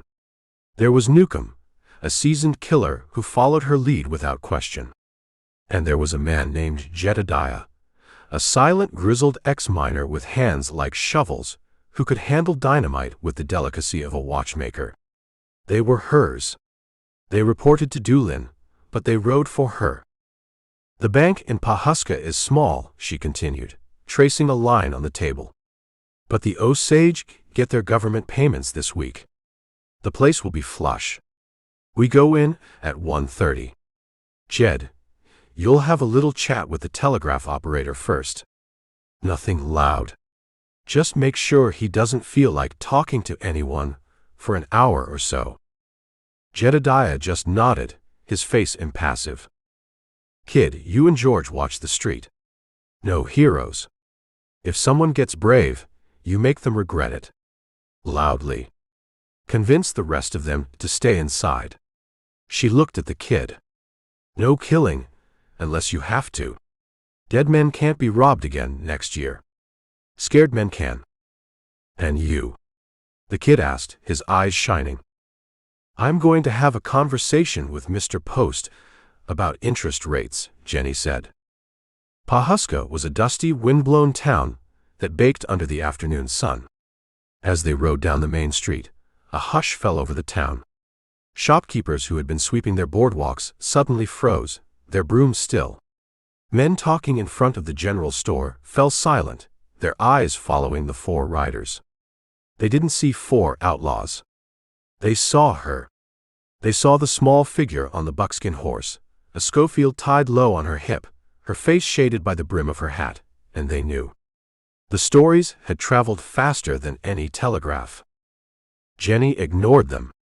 She dismounted in front of the Pahuska Savings and Loan, as if she were tying up to go to church. She handed her reins to Kid Collins. "Remember what I said?" "Yes, ma'am," he breathed. She walked into the bank. The air was cool and smelled of cigar smoke and ink. C.W. Post was behind the counter, a portly man with a neatly trimmed mustache and a book of verse open beside his ledger. He looked up, a polite, professional smile on his face. "Good afternoon, ma'am." "How may I?" The smile died on his lips as he recognized her. The color drained from his face. He had seen the posters. Everyone had. The price on her head was $500 now. "Mr. Post," Jennie said, her voice pleasant, "I've come to make a withdrawal." She didn't draw her gun. She didn't need to. She just rested her hand on the grip of the Schofield, and it was enough. Post's hands shot into the air so fast he knocked over his inkwell. "Please," he stammered. Don't shoot." "I have no intention of shooting you, sir," Jennie said calmly. "I'm a businesswoman. You're a businessman. We're just going to renegotiate the terms of your assets." She nodded toward the vault. "If you'd be so kind." Outside, the street was a study in terror. Bitter Creek and the kids sat their horses, Winchesters held loosely across their laps. No one moved. A dog barked and was quickly shushed. It was a siege of reputation. Inside the vault, Post fumbled with the safe, his hands shaking so badly he could barely turn the dial. It's on a time lock. It won't open until 2. "I know," Jennie said. "It's 1:37. We have time to wait." She sat on a stack of mail sacks, watching him, her silence more unnerving than any threat. She could hear the heavy tick-tock of the regulator clock on the wall, each tick a lifetime. Post was sweating, his collar wilting, his eyes darting from her to the safe and back again. You're just a girl," he whispered, the words escaping him against his will. "That's what a lot of men have thought," Jennie said, her voice still even. "It's usually the last thing they think." The silence stretched. From outside, a single gunshot cracked through the stillness. Jennie didn't flinch. Post jumped, letting out a small yelp. "Just the boys keeping the peace," she said. Finally, the clock on the wall gave a heavy, metallic clunk. 2 o'clock. "Open it," Jennie said. Post worked the combination, his breath coming in ragged gasps. The heavy door swung open. The safe was full. Stacks of bills, bags of coin. The Osage payment. "Put it in the bags," she said, tossing him 2 canvas sacks. "All of it." He did, his movements frantic. When he was done, she gestured with her pistol for him to walk out of the vault ahead of her. As he stepped into the main lobby, Bill Doolin and Bill Dalton were just walking through the front door. Jennie froze. Doolin looked at her, at the sacks in Post's hands, and then at the open vault. He wasn't smiling. "Cutting it a little close, aren't you, little Britches?" Doolin said, his voice dangerously soft. "I had it handled," Jennie said, her eyes narrowing. "We heard the shot. We were in town talking to some business associates and thought you might need a hand," Dalton grunted, his gaze dismissive. "The only hand I need is the one on my gun," Jennie shot back. "Is that so?" Doolin took a step closer. The air in the bank was thick with tension. It was a challenge to her authority, in front of her prize. This was supposed to be a quiet job. "My name is tied to this operation. Gunshots aren't quiet." A local blacksmith thought he was a hero, Bitter Creek Newcomb said, appearing in the doorway behind them. The kid convinced him otherwise. No one was hurt bad. Just a flesh wound. The town is quiet now. Doolin looked from Newcomb's loyal face to Jennie's defiant one. He saw the situation for what it was. This wasn't his robbery. It was hers. He was trespassing. He gave a slow nod. "Fine. He looked at the sacks of money. Good take. We'll settle up in Ingalls, Jennie said. It was a dismissal. Doolin held her gaze for a long moment, then turned and walked out. Dalton gave her a last, sour look and followed him. Jennie took the sacks from the trembling banker. She backed out of the bank, her Schofield covering the street. Her crew fell in around her, and they rode out of Pawhuska at a steady walk, not a gallop. There was no need to run. No one was following. They were halfway back to Ingalls when Kid Collins finally broke the silence. You faced him down, he said, his voice full of awe. You faced down Bill Doolin. Doolin is a businessman, Jennie said, staring straight ahead at the horizon. He understands profit and loss. She patted the heavy sack in front of her. Today was a profitable day. She spurred the buckskin into a canter, the setting sun at her back. She was no longer just a member of the gang. She was a power. A queen in her own desolate, violent kingdom. And as she rode, she wasn't thinking about Doolin or the money. She was already planning her next move, her mind working, calculating, turning over the details of another town, another bank, another predictable man. Chapter 10. It's too damn quiet. Jennie said it, to no one in particular. She stood in the shade of the livery stable, watching the heat dance on the dusty main street of Ingalls. The town was asleep on its feet, dozing through the humid September afternoon. A few horses swished their tails at the hitching posts. A dog lay panting under a wagon. It was the picture of peace, and it felt wrong. Bittercreek Newcomb, sitting nearby on an upturned water trough and oiling his pistol, looked up and grinned. You're getting jumpy, little Britches. You've been on the run so long, you forgot what a quiet town feels like. A quiet town is a town where something's about to happen, she said. Ingalls wasn't just any town. It was their town. The sheriff was on their payroll, the saloon keeper kept their secrets, and the stables always had fresh horses ready. The Doolin-Dalton gang treated it like their own private resort, a place to spend their money and lick their wounds between jobs. They had grown comfortable. Cocky. And cocky men got buried. She saw Bill Doolin walk out of the saloon, squinting in the bright sun. He was laughing about something with Arkansas Tom Jones. Bill Dalton was over at the blacksmith's, watching his horse get a new shoe. They were scattered, relaxed, exposed. Her eyes scanned the street again. A hay wagon, piled high, was parked at the far end of town, near the road to Guthrie. It hadn't been there this morning. The horses hitched to it were too fine for farm work, their coats sleek and well-groomed. And the man sitting on the driver's seat, pretending to be asleep under his hat, held himself with a ramrod stillness that didn't belong to any farmer she'd ever seen. George, she said, her voice low and urgent. Look at that hay wagon. Newcomb's grin faded. He followed her gaze. His hand stopped moving on his pistol. Well, I'll be. Before he could finish, the world tore open. It wasn't a gunshot. It was a volley. A dozen rifles opening up at once from hidden positions. The side of the saloon exploded in a spray of splinters. Bill Doolin dove back through the doorway, just as the spot where he'd been standing was stitched with bullet holes. Down the street, the blacksmith crumpled to the ground, a look of profound surprise on his face. The hay wagon wasn't a hay wagon anymore. The hay had been thrown aside, revealing a line of grim-faced men in dark suits, U.S. Marshals, their Winchesters smoking. More shots came from the windows of the hotel, from behind a water trough, from the roof of the general store. They were surrounded. The town was a trap. Chaos erupted. Horses screamed and reared, breaking their reins. Kid Collins, who had been coming out of the general store, was hit in the leg and went down, crawling desperately for cover.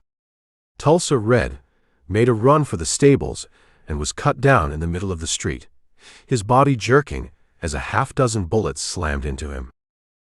Jennie didn't run. She didn't freeze. She reacted. While Newcomb and the others were scrambling, firing blindly, she saw the battlefield. The heaviest fire was coming from the hotel, directly across from the livery stable where their best horses were. They were pinned down. "The hotel," she yelled at Newcomb. "Second floor." She ran, not for the stables, but for the small doctor's office next door. She kicked the door in. A terrified man in a white coat looked up from his desk. She ignored him, running straight for the narrow stairs at the back. "Get out of here," she snarled at him as she took the stairs 2 at a time. She emerged in a small, hot upstairs room filled with medical supplies. The window looked directly out over the street, giving her a perfect, elevated angle on the hotel opposite. She punched the glass out with the barrel of her Winchester and knelt beside the frame, the sill providing a steady rest. The street below was a killing floor. She saw 3 marshals hunkered down behind the hotel's porch railing, pouring fire into the livery. They were focused, professional, and they were winning. Jennie took a breath, let it out slow, and became the calm center of the storm. Jack's voice was in her ear. "Don't just shoot. Aim. Make every one count." Her first shot took a marshal in the shoulder, spinning him around and out of the fight. The second caught another in the chest as he turned to see where the shot had come from. He dropped his rifle and toppled over the railing, landing in the street with a sickening thud. The third marshal, seeing his men go down, dove for cover inside the hotel lobby. The pressure on the livery stable eased for a moment. Jennie used the lull to reload. Her hands were steady, her movements precise. The fear was a cold knot in her stomach, but she walled it off. There was no room for it. Below, she saw Doolin and Dalton making a break from the saloon, running in a low crouch toward the stables. A rifleman on the roof of the general store opened up on them. Jennie shifted her aim. It was a long shot. She led the running man, fired, and saw him stumble. She fired again, and the rifleman on the roof cried out and disappeared from view. Doolin and Dalton made it to the stables. Now, it was a matter of getting the horses and breaking out. But the marshals were regrouping, their fire becoming more concentrated. They knew where the threat was coming from now. Bullets began to thud into the wall around her window, showering her with plaster dust and splinters. She kept firing. She wasn't just a girl with a gun anymore. She was a general directing a battle. Her rifle spoke, and a marshal's charge would falter. Her rifle spoke, and an outlaw would gain a few precious seconds to find better cover. The legends would later say she held off 20 lawmen by herself. The truth was it was probably closer to a dozen, but in the smoke and chaos, she seemed to be everywhere at once. She was the petticoat terror. She was little Britches. And she was the only reason they weren't all dead. She heard the thunder of hooves as Doolin and the others burst from the back of the livery stable, firing as they went. They were out. They were running. Now it was her turn. She backed away from the window as a volley of shots tore through the opening, shattering bottles of medicine on the shelves behind her. The marshals were getting ready to storm the building. She could hear their boots on the boardwalk below. There was no way out the front. She ran to the back of the small room. There was a single window, overlooking a narrow, trash-filled alley. It was a 12-foot drop to the hard-packed dirt. Her buckskin was in the livery, probably gone with the others. She didn't hesitate. She holstered her Schofield, slung the Winchester over her back, and jumped. She landed hard, her knees and ankles screaming in protest. Pain shot up her leg, but she ignored it, scrambling to her feet. At the end of the alley, she saw a horse tied to a rail, left behind in the chaos. It wasn't hers, but it would have to do. As she ran for it, a marshal appeared at the end of the alley, blocking her path. He was young, with a determined face and his pistol was already up. They saw each other at the same time. Jennie was faster. She had the Schofield out and firing before he could center his aim. Her shot went wide, kicking up dust at his feet, but it was enough to make him duck back behind the corner of the building. Jennie reached the horse, untying the reins with frantic fingers. She threw herself into the saddle just as the marshal leaned out again, firing. A bullet tore through the sleeve of her jacket, a hot poker against her skin. She didn't look back. She spurred the strange horse hard, bursting out of the alley and onto a side street away from the main battle. She rode like the devil was on her tail, leaving the sounds of the shootout behind. The town of Ingalls, their safe haven, was burning. She was alive. Wounded, horseless, but alive. And her legend, paid for in gunpowder and blood, was now etched forever into the history of the territory. Chapter 11. The difference between nitroglycerin and dynamite, the man said, holding up a grimy finger, is the difference between a woman who'll slap you and a woman who'll burn your house down with you inside it. Both will get your attention. One is just a hell of a lot more predictable. He had a laugh that was easy and loud, and it echoed through the cramped, smoke-filled line shack where the tattered remnants of the gang were hiding out. His name was Dan, but everyone called him Dynamite Dan. He joined them a week after the Ingalls shootout, brought in by Doolin to replace their lost explosives expert.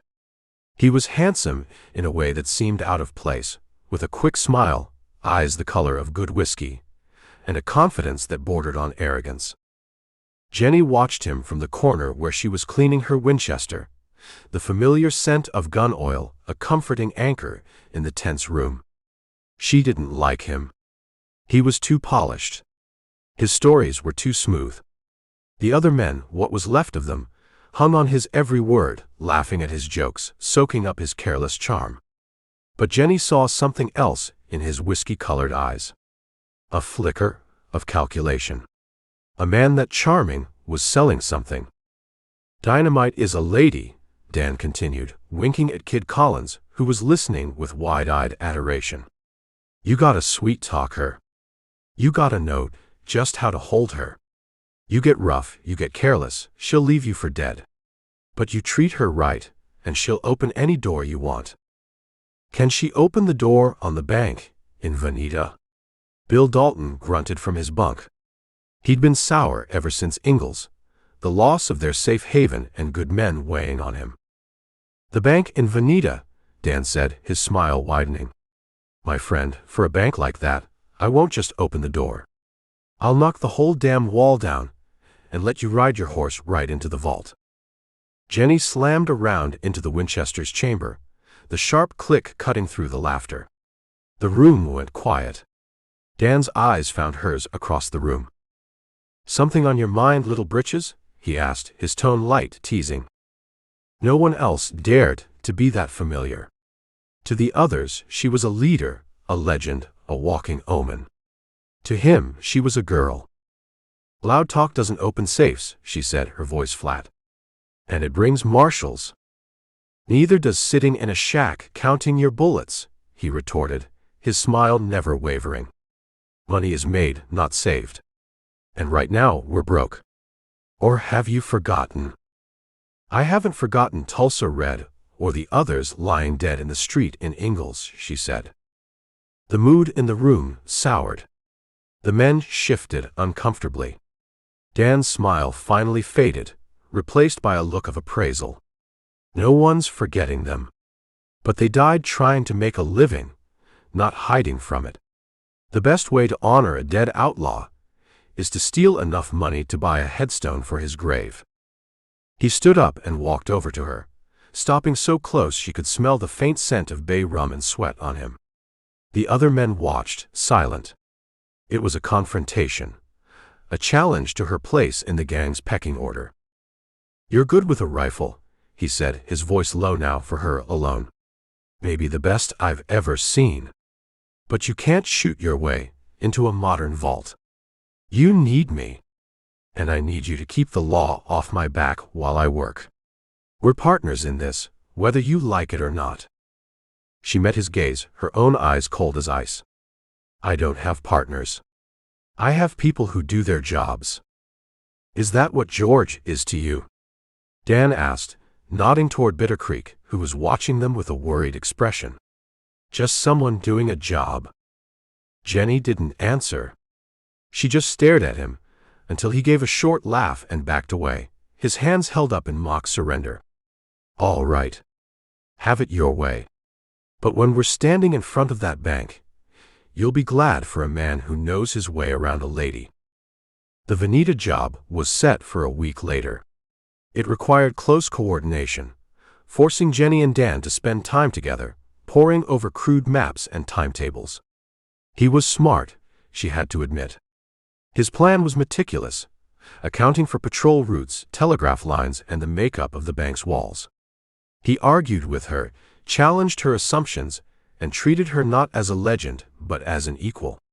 It was unnerving.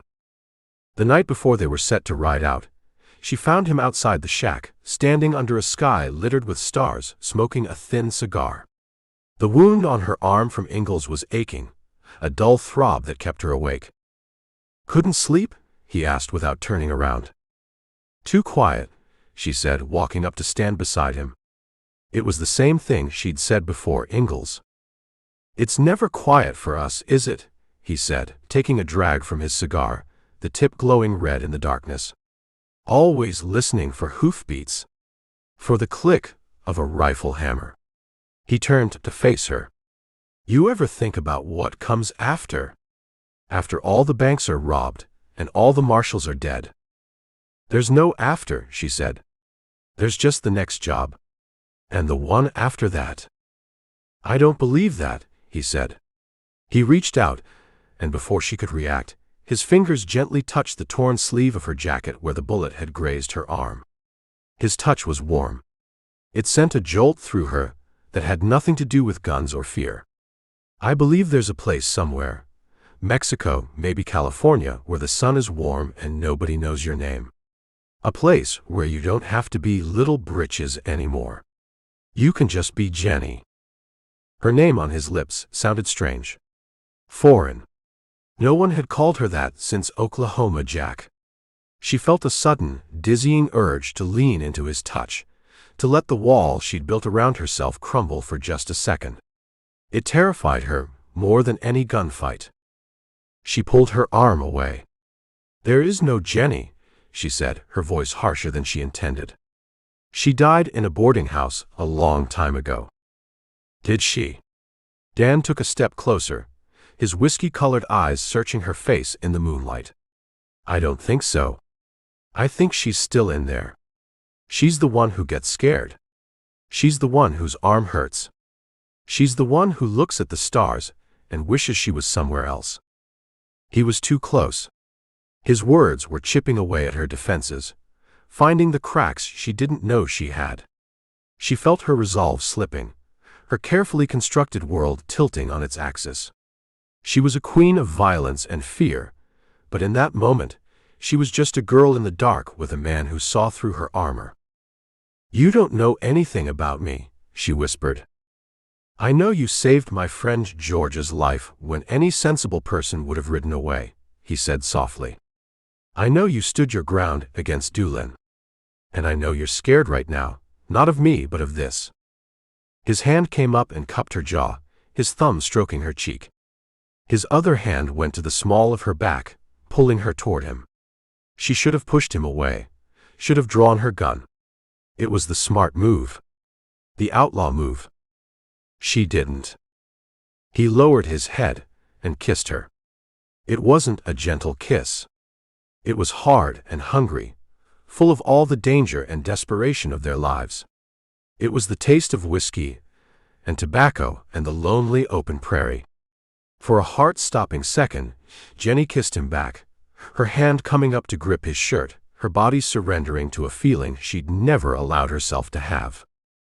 The sharp, metallic click of a rifle being cocked split the night. They sprang apart, their hands flying to their guns. Dynamite Dan had his pistol out, and Jennie's Schofield was clear of its holster before she even registered the sound. They stood back to back, peering into the darkness, their brief moment of peace shattered. "Who's there?" Dan called out, his voice a low growl. Out of the shadows, Bitter Creek Newcomb stepped forward, his Winchester held at the ready. His face was grim. "Jennie," he said, his eyes flicking from her to Dan and back again. "Doolin sent me. There's a posse. Maybe 10 men. They're riding hard. They'll be here by sunrise." Chapter 12. How close? Doolin's voice was sharp, all business. The lazy charm he wore in town was gone, replaced by the cold focus of a cornered wolf. "An hour, maybe less," Bitter Creek Newcomb said, his Winchester still held steady. His eyes weren't on the darkness where the posse was coming from. They were on Dynamite Dan, a hard, accusing stare. "They're riding army mounts. Moving fast." The kiss was ash in Jennie's mouth. The brief, reckless warmth had been replaced by the familiar, icy chill of danger. She and Dan stood a few feet apart now, the space between them a canyon of broken trust and sudden peril. "Pack it up," Doolin snapped. "We ride in 2 minutes." The line shack erupted in a frantic, whispered chaos of men grabbing saddlebags, guns, and canteens. "We ride east," Bill Dalton said, already heading for the horses. "Scatter in the breaks. We can lose them." "No," a voice said. It was Dynamite Dan. Every eye turned to him. He stood there, calm amidst the panic, a slight, confident smile touching his lips, as if a posse was a minor inconvenience.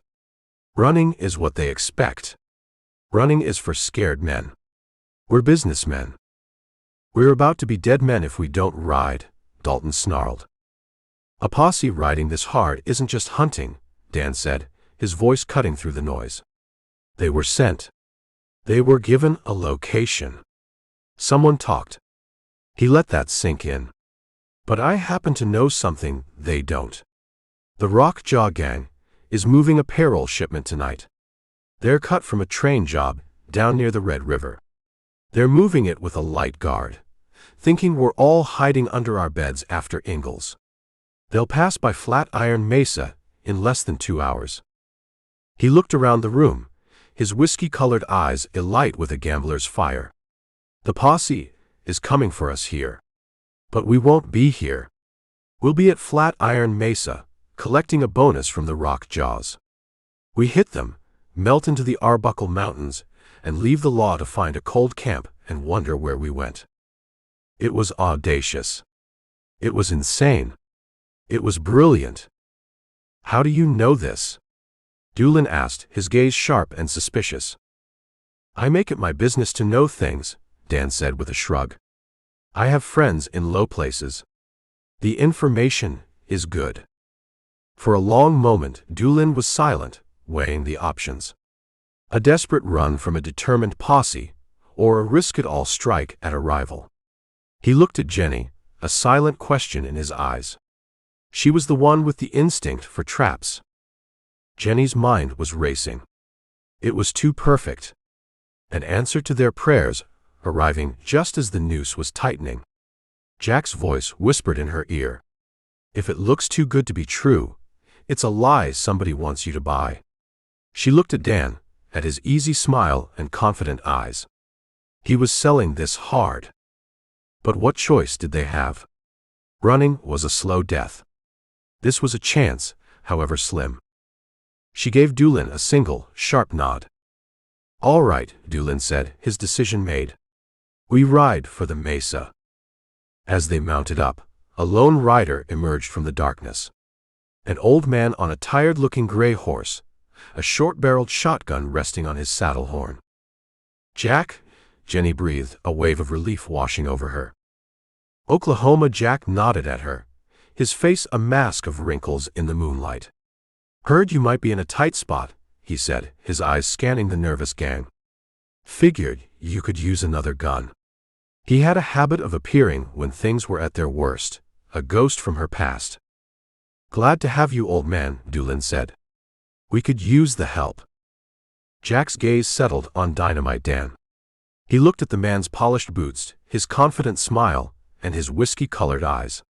The old outlaw's face showed no expression, but Jennie saw a flicker of something deep in his eyes.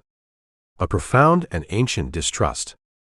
They rode hard, not away from the posse, but parallel to its path, a desperate gamble on speed and surprise. Dan rode beside Jennie, his earlier confidence now a palpable excitement. "See. What did I tell you?" he said, leaning close. "Fortune favors the bold, Jennie. Tonight we'll be rich and they'll be chasing ghosts." He reached out, his hand covering hers on the saddle horn. "After this, we'll have enough to go anywhere. Just like I said." His touch felt different now. Not warm, but proprietary. She pulled her hand away. Ahead of them, Flatiron Mesa rose against the starry sky, a dark, hulking shape like a giant's anvil. They left the horses in a ravine and crept up the rocky slope. The spot Dan had chosen was perfect, a narrow pass flanked by high rocks. A natural kill box. They settled in, the silence broken only by the wind and the frantic beating of their own hearts. "They'll be here any minute," Dan whispered, checking the fuse on a stick of dynamite. Jennie lay beside Oklahoma Jack, her Winchester resting on a rock ledge. The old man hadn't said a word since they arrived. He was watching the pass, but he seemed to be listening to something else, something only he could hear. "Something's wrong, ain't it, girl?" he murmured, his voice a dry rustle. "It's too easy," she whispered back. "There's only two easy things in this life," Jack said. "Dying and being lied to. And they're usually connected." Then they heard it. The rumble of a heavy wagon, the jingle of harnesses. A lantern swung in the darkness below. "That's them," Dan hissed, his voice tight with excitement. "Get ready." The wagon rolled into the pass. But something was wrong. There wasn't a light guard. There were riders fanning out on both sides, at least 15 of them. And the man holding the lantern wasn't a payroll guard. It was a man with a face like a bulldog, scarred and brutal. Rockjaw himself. He raised the lantern high. "All right, Doolin," he bellowed, his voice echoing off the rocks. "We know you're up there. The man said you'd be waiting. Come on out and die like dogs." It was a trap. The world exploded in a blinding, deafening roar of gunfire. But the shots weren't coming from the outlaws on the ridge. They were coming from behind them. Another line of men, hidden on the ridge above, had risen from the darkness. They were caught in a crossfire. Kid Collins screamed and pitched forward, a hole blown through his back. Jedediah, the silent miner, stood up to fire and was nearly cut in half by a shotgun blast. It was a massacre. Jennie fired her Winchester, levering rounds, aiming at muzzle flashes, her mind numb with the shock of the betrayal. Beside her, Oklahoma Jack's greener shotgun roared, spitting fire and death into the darkness. "Dan," she screamed, looking for him, but he was gone. He wasn't shooting. He was scrambling away down the far side of the ridge, saving himself. A bullet struck the rock by Jack's head, showering him with stone fragments. He grunted but kept firing, a grim, lonely bastion against the tide of death. "Get out of here, little Britches," he yelled at her, his voice strained. "This ain't your fight anymore." He stood up to get a better angle, to provide covering fire for her retreat. It was a brave, foolish, final act. A half-dozen rifles fired at once. The impact threw him backward, his body limp before it hit the ground. His shotgun clattered on the rocks. A raw, ragged scream tore from Jennie's throat. She saw his still form, the mentor who had saved her, the closest thing to a father she had ever known, lying broken in the moonlight. Something inside her snapped. The cold, calculating outlaw queen was consumed by a white-hot wave of pure rage. She stood up, fully exposed, and began firing the Winchester from the hip, walking toward the enemy line, screaming her fury at the night. Bullets whizzed past her head, tearing at her clothes. She didn't care. Jennie, no. Bitter Creek Newcomb tackled her, throwing them both to the ground behind a cluster of boulders. You want to die. They'll kill you. He dragged her, kicking and fighting, toward the ravine where the horses were. The sounds of the shootout were fading behind them, replaced by the triumphant yells of the Rockjaw gang. They found their horses and mounted, pulling a wounded Bill Dalton up behind Newcomb. As they galloped away into the darkness, Jennie looked back. She saw the muzzle flashes winking on the mesa, a funeral pyre for her friends, for her mentor. The betrayal was a physical thing, a shard of ice in her heart. She wasn't thinking about escape. She wasn't thinking about Mexico. She was thinking about Dynamite Dan's smiling face and whiskey-colored eyes. And she was thinking about revenge. Chapter 13. He's gone, Jennie. Bitter Creek Newcomb's voice was low and rough, like he'd swallowed sand. He sat across the fire from her, his face drawn and tired in the flickering light. A fresh bandage, dark with blood, was wrapped around Bill Dalton's shoulder. Dalton just stared into the flames, his face a mask of dull pain. They were three ghosts huddled in a shallow cave, the ghosts of a gang that had died on a lonely mesa 2 nights ago. He's not gone, Jennie said. She didn't look up from the whetstone she was drawing along the edge of her knife. The soft, rhythmic shing shing shing was the only other sound. He's breathing air. He's spending money. He's laughing at his own jokes. That's not gone. You know what I mean, Bitter Creek said. He's in the wind. A man like that, he knows how to disappear. We should be doing the same. Heading for Mexico. Anywhere. He owes me, Jennie said, testing the blade's edge with her thumb. He owes Jack. He owes the kid. He owes us nothing, Dalton spat, speaking for the first time. He's a snake. You don't try to collect a debt from a snake. You just stay the hell out of its way. The rock jaws then, Jennie said, her voice dangerously quiet. They'll be celebrating. They'll be loud. They'll be easy to find. And there's 20 of them, Bitter Creek pleaded. Jennie, listen to me. This is what they want. They want you angry. They want you reckless. A reckless person is a dead person. Jack taught you that. The mention of Jack's name made her hand still. She looked up, her eyes catching the firelight. They were flat and hard and empty of everything but a cold, burning purpose. Jack taught me how to survive. He never taught me how to bury my friends. She stood up, sliding the knife into her boot. The Rockjaws got paid for setting that trap. They'll be spending that money in a town called Red Mud. It's a boil on the ass of the territory, the kind of place they like. How do you know that? Dalton asked, wincing as he shifted his weight. Because I make it my business to know things, she said, throwing Dynamite Dan's words back at them like stones. She gave them no choice. They rode out at dawn, 2 wounded men following a girl possessed by a fury that was colder and more deadly than any winter storm. She didn't talk. She didn't rest.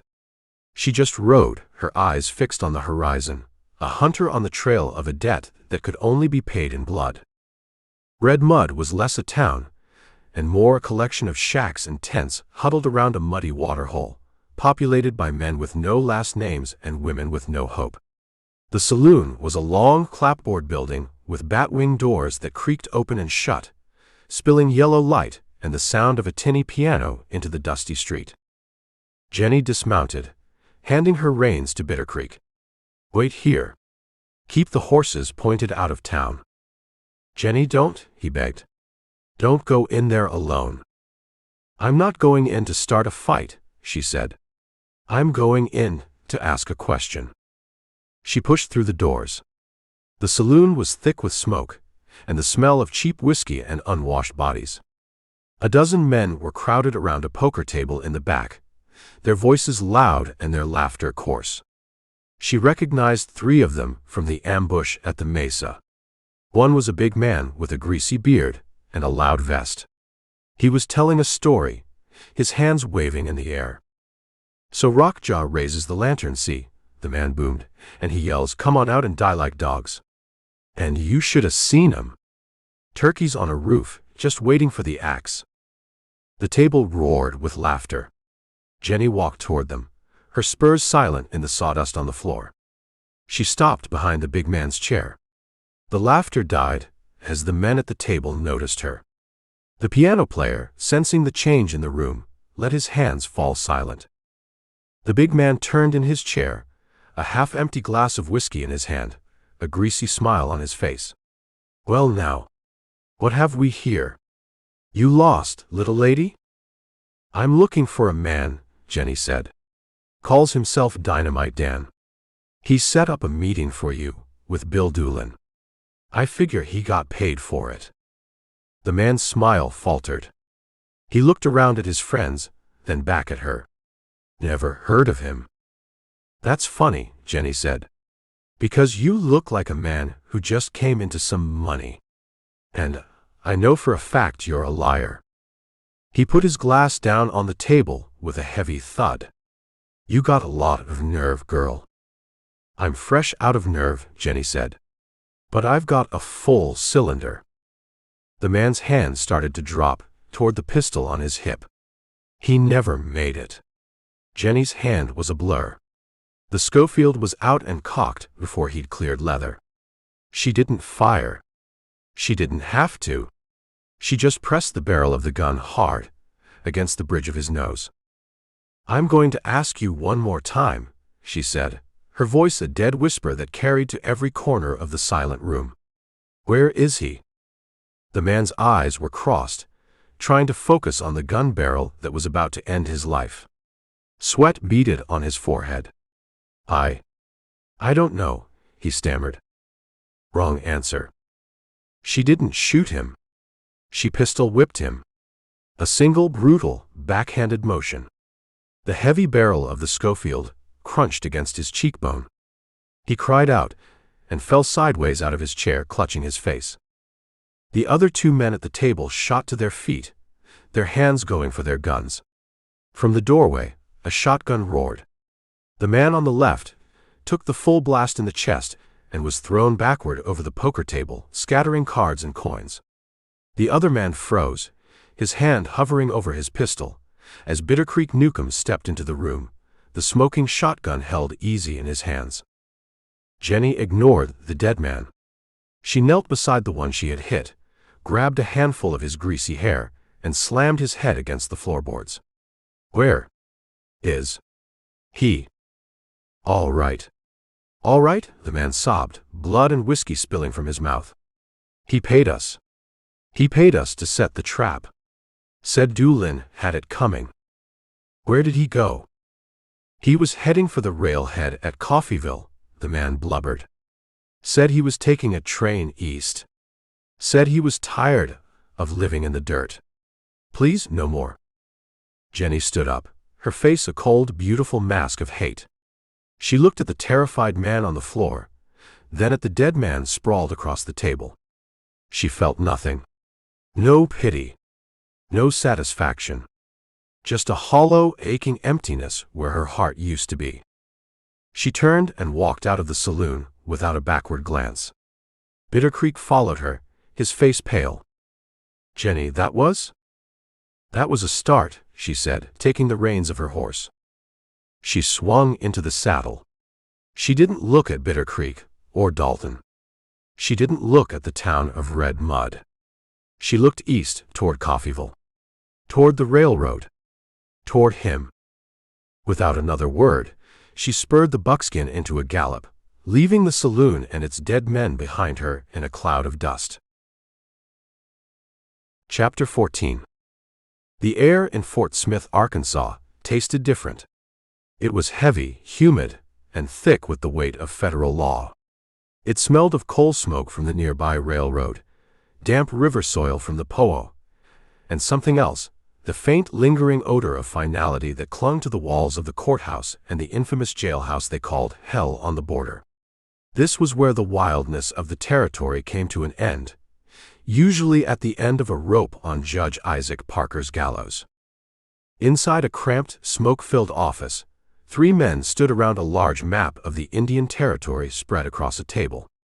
The map was peppered with pins and pencil marks, a graphic history of the Dalton gang's reign of terror. The men were deputy U.S. Marshals. They weren't local sheriffs with potbellies and political ambitions. They were lean, hard men who lived in the saddle and understood the brutal geography of both the land and the outlaws they hunted. The man pointing at the map was Heck Thomas. He was a legend in his own right, a quiet, methodical hunter of men who had brought in more fugitives than any 2 marshals combined. His face was weathered, his eyes a pale, washed-out blue that missed nothing. "Ingalls was a failure," Thomas said, his voice a low, gravelly drawl. "We went in with numbers, and they shot their way out. We underestimated them. We underestimated her." His finger tapped a pin, marking the town of Ingalls.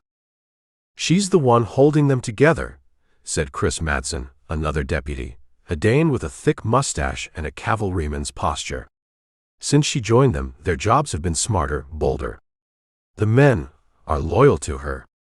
We saw that at the train robbery. Newcomb would be dead if not for her."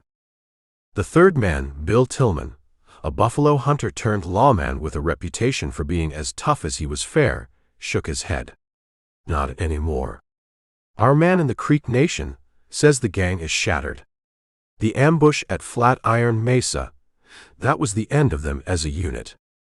The Rock Jaws did our job for us," Thomas said, a grim irony in his tone. "But they've unleashed something worse. Doolin is in the wind, probably heading for New Mexico. Dalton is wounded.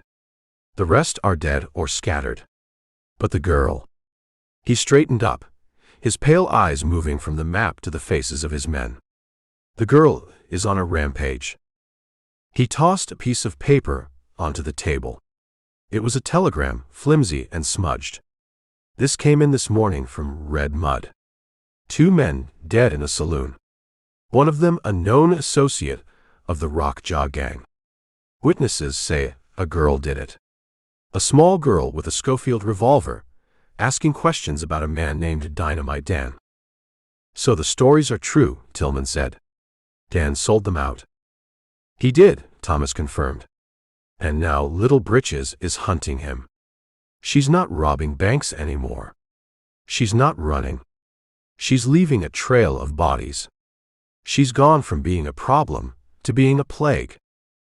He walked over to a desk and picked up a fresh wanted poster. The ink was still damp. He tacked it to the wall over the old one. The image was the same, a crude sketch that looked nothing like her, but the words had changed. "Wanted, dead or alive. Jennie Stevens, a.k.a. Little Britches. For robbery and the murder of Deputy U.S. Marshal Frank Hedges and other citizens. $2,500 reward." The sum was staggering. It was enough money to buy a large ranch, enough to make a poor man rich for life. It was a death warrant. "Judge Parker signed off on it himself this morning," Thomas said. "He wants her. He wants her brought back here in chains to stand trial. He wants to make an example of her. He wants to show the territory that this new breed of outlaw, these dime novel heroes, will meet the same end as all the others." "She's heading for Coffeyville," Madsen said, tracing a line on the map. "Following Dan's trail. She's predictable for now." "A rabid dog is predictable too," Tillman countered. "Doesn't make it any less dangerous to corner." "That's just it," Thomas said, turning back to the map. "We don't corner her. Not yet. We let her run. We let her think she's the hunter." His finger began to tap at locations on the map: telegraph offices, rail depots, ferry crossings, known hideouts. "We get ahead of her. We put men at every railhead, from here to St. Louis. We put the word out to every informant and stable hand. $2,500 will make a lot of men remember things they've forgotten. It will make them see things they might otherwise miss." He looked at his deputies, his eyes hard as flint. This isn't a posse ride. This is a war. We're going to build a cage around her, piece by piece, so that whichever way she turns, she hits a bar. We'll use her rage against her. She's leaving a trail, and we'll follow it. But we'll also be waiting for her at the end of it. The rail yard at Coffeyville, Kansas, was a noisy, chaotic maze of tracks and steam. The air was thick with the smell of coal and hot metal. Jennie stood across the street, watching the people hurry in and out of the depot. She'd been here for a day, moving like a ghost, asking quiet questions in loud places. The information was cold, but it was there. A man matching Dan's description, handsome, well-dressed, flush with cash, had bought a ticket on the eastbound Katy Flyer 2 days ago. He'd been laughing, telling the ticket agent he was heading back east to live like a king. He was gone. Slipped through her fingers like smoke. She felt a gnawing frustration, a rage with nowhere to go. She had come here for a reckoning, for a final bloody confrontation. Instead, she found only echoes. A newsboy walked past, hawking the latest paper. Extra. Extra. Outlaw Queen's bloody rampage. Read all about it. Jennie bought a paper. She saw the new wanted poster reproduced on the front page, the staggering sum printed in bold letters beneath it. $2,500. She wasn't just a runaway anymore. She was a prize. A walking fortune for whoever was fast enough or lucky enough to take her down. She could feel the eyes of the people on the street lingering on her, a new kind of attention. They weren't just looking at a girl alone. They were looking at a number. She crumpled the paper in her fist. The trail to Dan was cold, but the trail of the law behind her was getting hotter with every passing minute.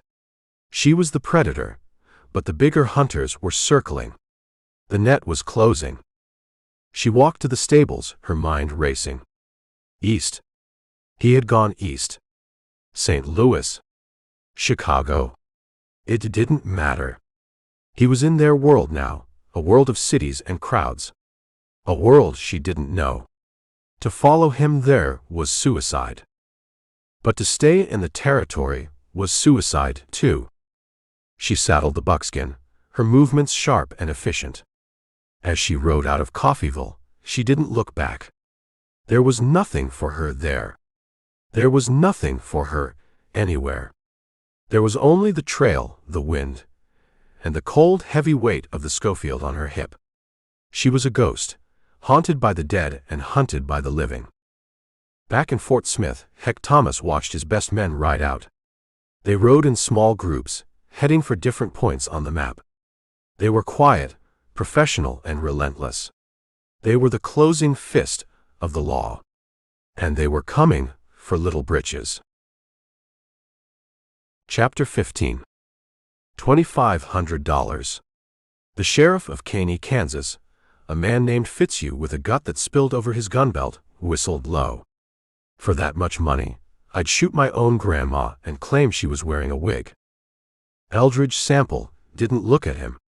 He kept his eyes on the wanted poster tacked to the wall, the one with the crude drawing and the bold black letters. He ran a hand over his jaw, the rasp of his stubble loud in the quiet office. Your grandma's safe, Fitzhugh. You couldn't track a bleeding elephant through a snowbank. Now see here, Sample. Fitzhugh started, his face turning red.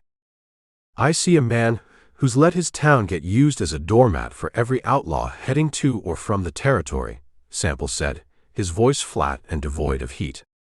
He finally turned, his eyes the color of a washed-out winter sky. I also see you got a fresh pot of coffee on. Pour me a cup. Sample wasn't a marshal anymore. He'd turned in his badge a year ago. He told Judge Parker he was tired of the politics, tired of the paperwork, tired of sleeping on the ground for $60 a month. The truth was, he was better at finding people than he was at following orders. Now he worked for the banks and the railroads, the ones who paid a premium for results instead of effort. And he worked for himself. Fitzhugh grumbled but poured the coffee, slopping some in the saucer. Heck, Thomas and his whole damn crew are out looking for her. What makes you think you can find her when they can't?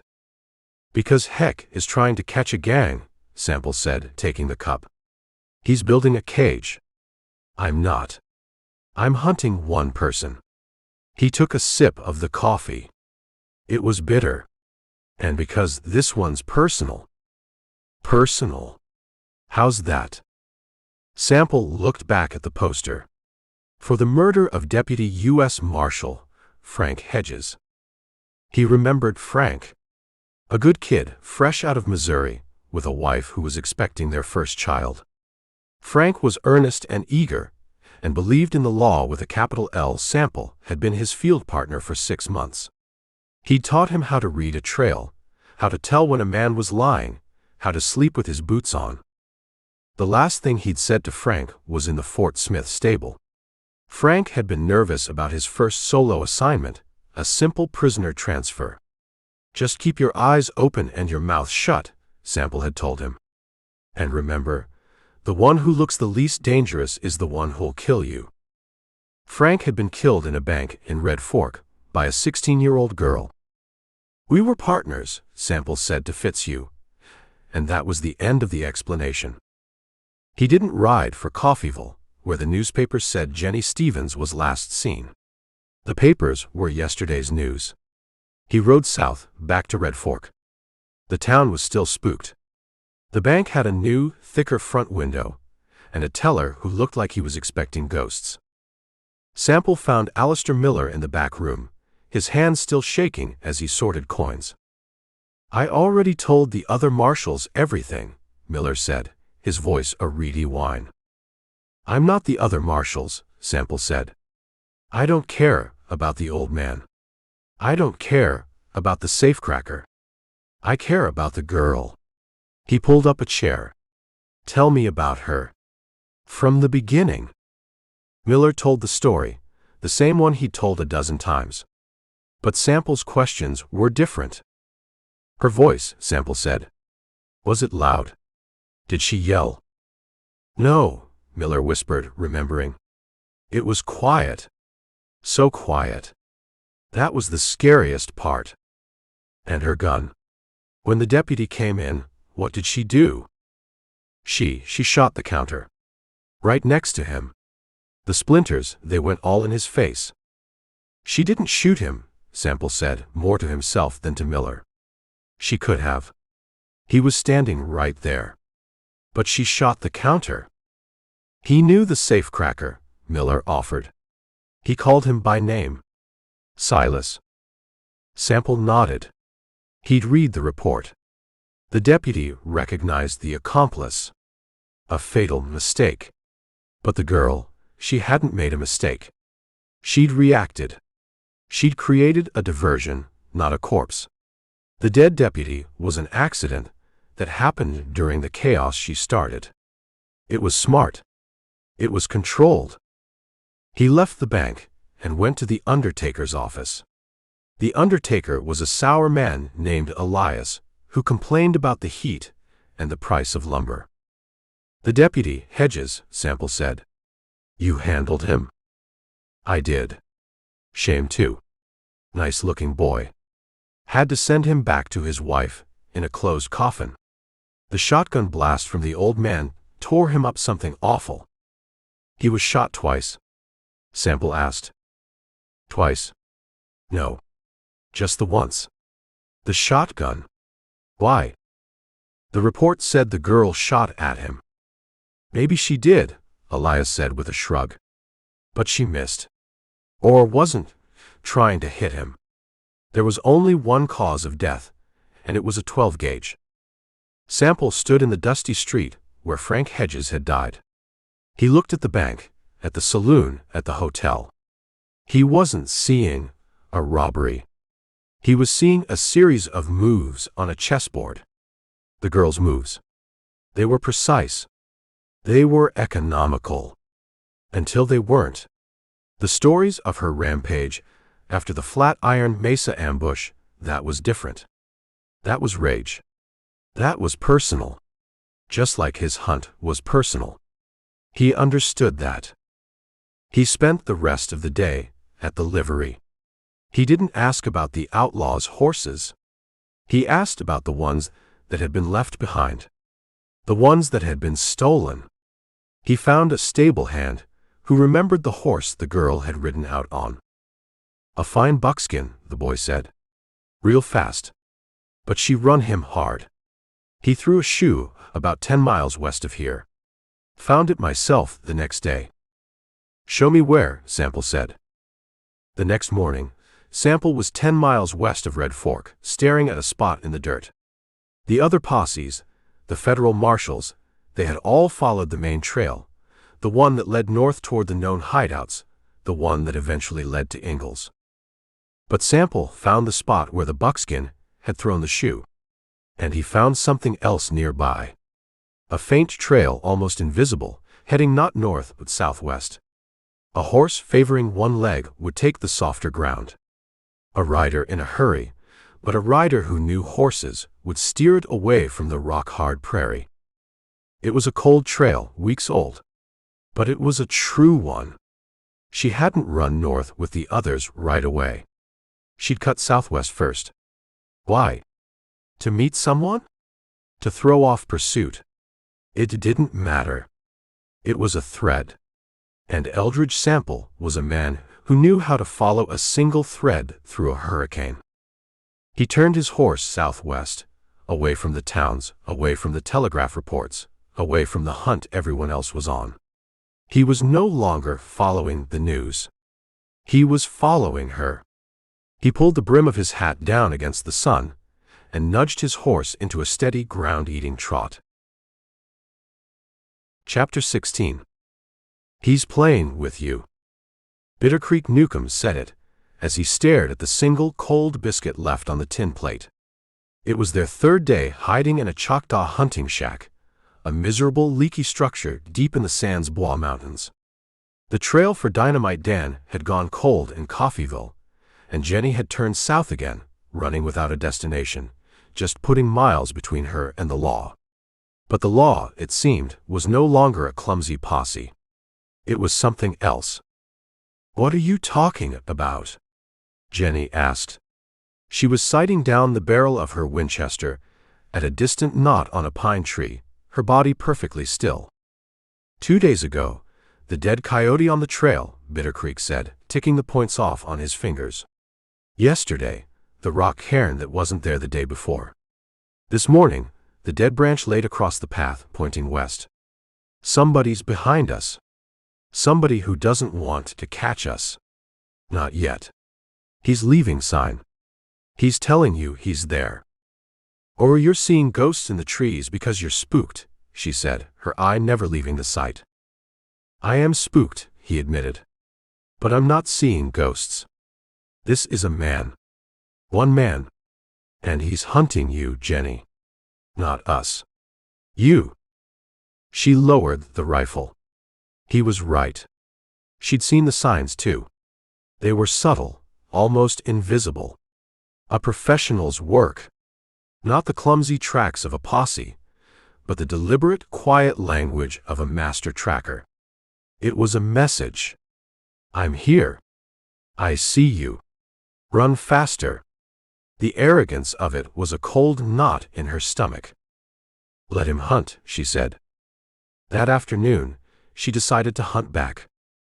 She left Bitter Creek and the still recovering Bill Dalton at the shack with strict instructions not to build a fire or show themselves. She took the buckskin and rode out, not running but circling back on her own trail, a trick Jack had taught her. She found a high, wooded ridge overlooking the path they had taken that morning and settled in to wait, the Winchester resting in the crook of her arm. The sun crawled across the sky.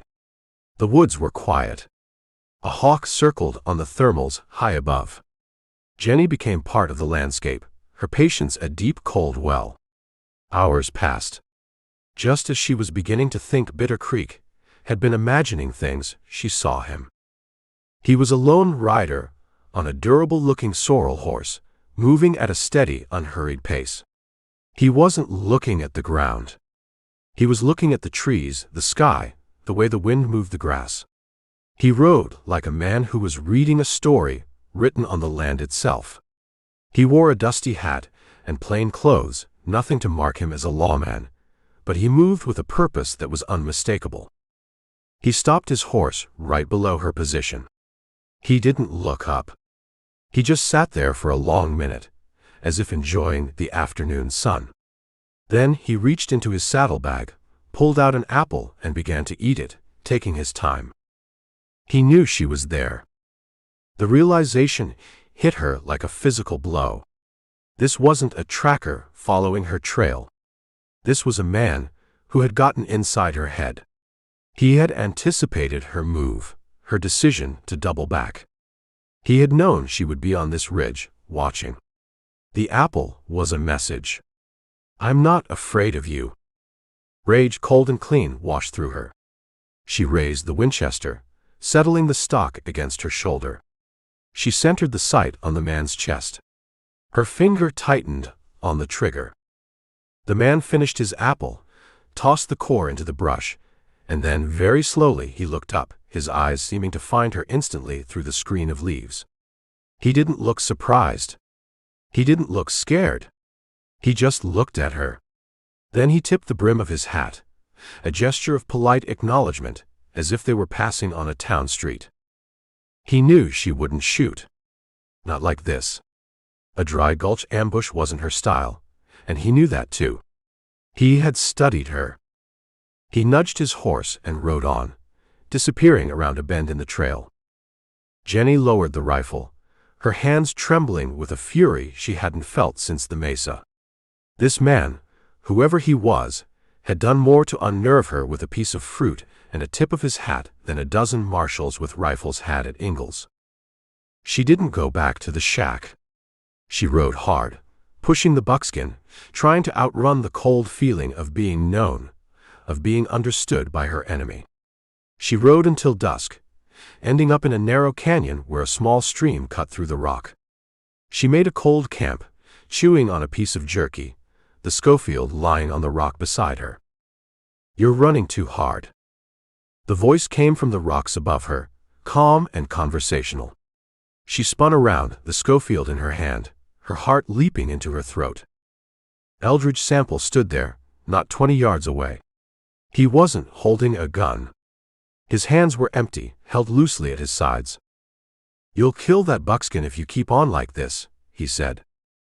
Who are you? She demanded, her voice a harsh whisper. The name's Sample. Eldridge Sample. He took a half step forward. Stay right there, she warned, the barrel of her pistol unwavering. I was Frank Hedges's partner, he said. The name hit her harder than any bullet. Frank Hedges. The deputy. The boy from Red Fork. The old man's shotgun killed him, she said, her voice tight. Not me. I know, Sample said. I also know you could have shot him yourself, and you didn't. You shot the counter. That's an interesting choice for a cold-blooded killer. He took another slow step. That's what I don't get about you, Jennie. Sometimes you're a chess player. Smart. Controlled. And sometimes you're just a stick of dynamite with a short fuse, like in that saloon in Red Mud. He knew. He knew everything. He had pieced together her life from the bloody scraps she'd left behind. What do you want? She asked. Right now. I want you to come back with me to Fort Smith. Quietly. No more shooting. No more running. Jennie let out a short, bitter laugh. And stand trial in Parker's court. I'd rather die right here. You might, he agreed. But I don't think you will. Because you're a survivor. And survivors don't choose to die in a canyon when there's still another move to make. He was goading her, testing her, reading her like a book. He saw the rage in her eyes, the grief, the fear. And he wasn't afraid of any of it. He was the first man she had ever met who wasn't. Not Briggs, not Doolin, not even Jack. They had all feared some part of her. This man feared nothing. You think you can take me? She challenged. I think I can, he said simply. Maybe not today. But soon. You're good, Jennie. You're smart and you're fast. But you're alone, and you're running on anger. Anger makes you sloppy. And I'm very, very patient. He stood there, a silhouette against the fading twilight, the hunter who had finally cornered his prey. But he wasn't moving to close the trap. He was waiting. Waiting for her move. It was her game as much as his. She saw it then.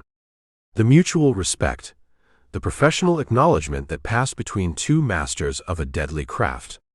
He had met his match. And so had she. Without another word, Jennie fired. Not at him. She fired at the rock just to his left, the bullet screaming off into the darkness. It was an answer. A promise. Sample didn't even flinch. He just gave a slow nod, as if she had confirmed something he already knew. Then he melted back into the shadows, disappearing as silently as he had arrived.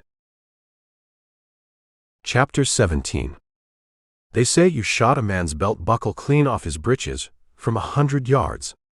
During the Ingalls fight. The boy couldn't have been more than 17. He had a fuzz of a mustache on his upper lip that he was clearly proud of, and a pair of brand-new Colt pistols with pearl handles shoved into a tooled leather belt. He'd walked into their camp like he was paying a social call, leading a horse that looked more suited for a buggy than the Outlaw trail. Jennie didn't look up from the fire. She was using the tip of her knife to pry a pebble from the buckskin's hoof. The papers say a lot of things.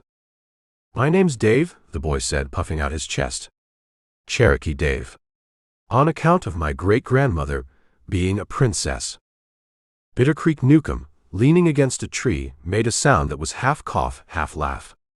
Bill Dalton, his arm still in a sling, just glared at the boy with pure, undiluted contempt. There's no such thing as a Cherokee princess, Jennie said, still focused on the hoof. She flicked the pebble out and ran her hand down the horse's leg. And your name isn't Dave. It's probably Clarence, and you're from a farm in eastern Kansas. The boy's face fell. How'd you know? Because you're wearing $20 worth of gun belt, and you haven't got the sense to be scared, she said, finally looking at him. Her eyes were tired. What do you want, Clarence? I want to ride with you, he said, his bravado returning. I'm a good shot. And I'm not afraid of the law. You should be, Jennie said. Fear keeps you alive. Stupidity gets you a pine box. She stood up and walked over to him. She was a foot shorter than he was, but he took an involuntary step back. You read the papers. You know my name. You know the price on my head. Yes'm. $2,500. He said it with a kind of reverence. That's not a badge of honor, she said, her voice low and intense. It's a tombstone I have to carry on my back. It means every dirt-poor farmer whose crop failed, every stable hand who's tired of shoveling manure, every man who owes a debt is looking at me and seeing a way out. It means men like the one who's been following us for a week can track us just by the whispers we leave behind. It means there are no more quiet towns. There are no more friendly faces. There's just the money. She pointed a finger at his chest. And it means that anyone riding with me gets painted with the same brush. You ride with me, that price is on your head too. Not because you earned it, but because you were standing next to me when the shooting started. You ready for that, Clarence? The boy swallowed hard, his Adam's apple bobbing. I am. No, you're not, she said. But you're too dumb to know it. She looked him up and down, a flicker of something, an idea, a plan in her eyes. All right. You want to ride with us? You can be our scout. A wide grin split the boy's face. Really? Bitter Creek, Jennie said, turning away from the boy. Give him the spyglass. Newcomb, reluctantly handed over the long brass spyglass. "There's a crossroads 5 miles south of here," Jennie told the boy.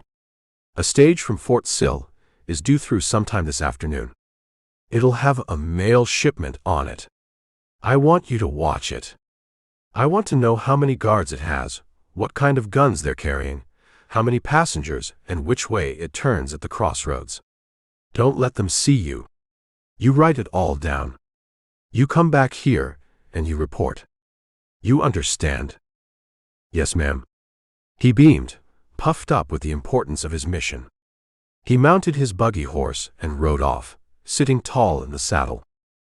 "You can't be serious," Dalton growled as soon as the boy was out of earshot. "You're trusting that half-wit." "Of course not," Jennie said. "There's no stage from Fort Sill today. The mail runs on Fridays. Today is Tuesday." Bitter Creek looked at her, a slow understanding dawning on his face. "You're testing him." "I'm showing him," she corrected. "There's a difference."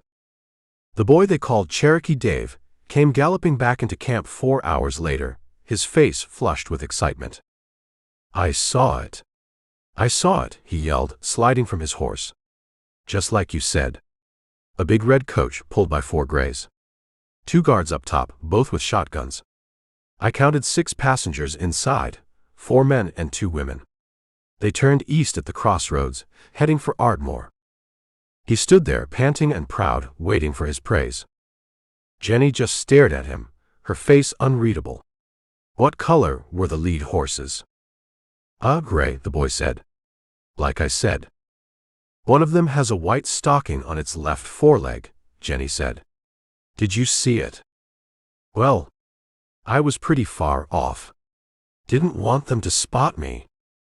"And the guard on the right," Jennie continued, her voice flat. "Did he have a mustache?" I think so. Yes. A big one. His name is Charlie Mack. He's been clean-shaven since his wife left him 2 years ago because she said his mustache tickled," Jennie said. "And the stage doesn't go to Ardmore. It goes to Denison. Every day. For the last 10 years. She took a step closer. "There was no stage today, Clarence. You sat up on that hill, and you saw what you wanted to see. You saw a story from a dime novel. You made it all up because you were too scared to come back here with nothing." The boy's face crumpled. The color drained from it, leaving his skin pale and pasty. He looked like a child who had been caught stealing from the cookie jar.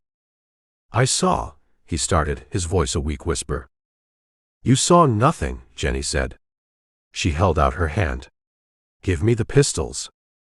He looked down at his beautiful, pearl-handled Colts, as if he'd forgotten they were there.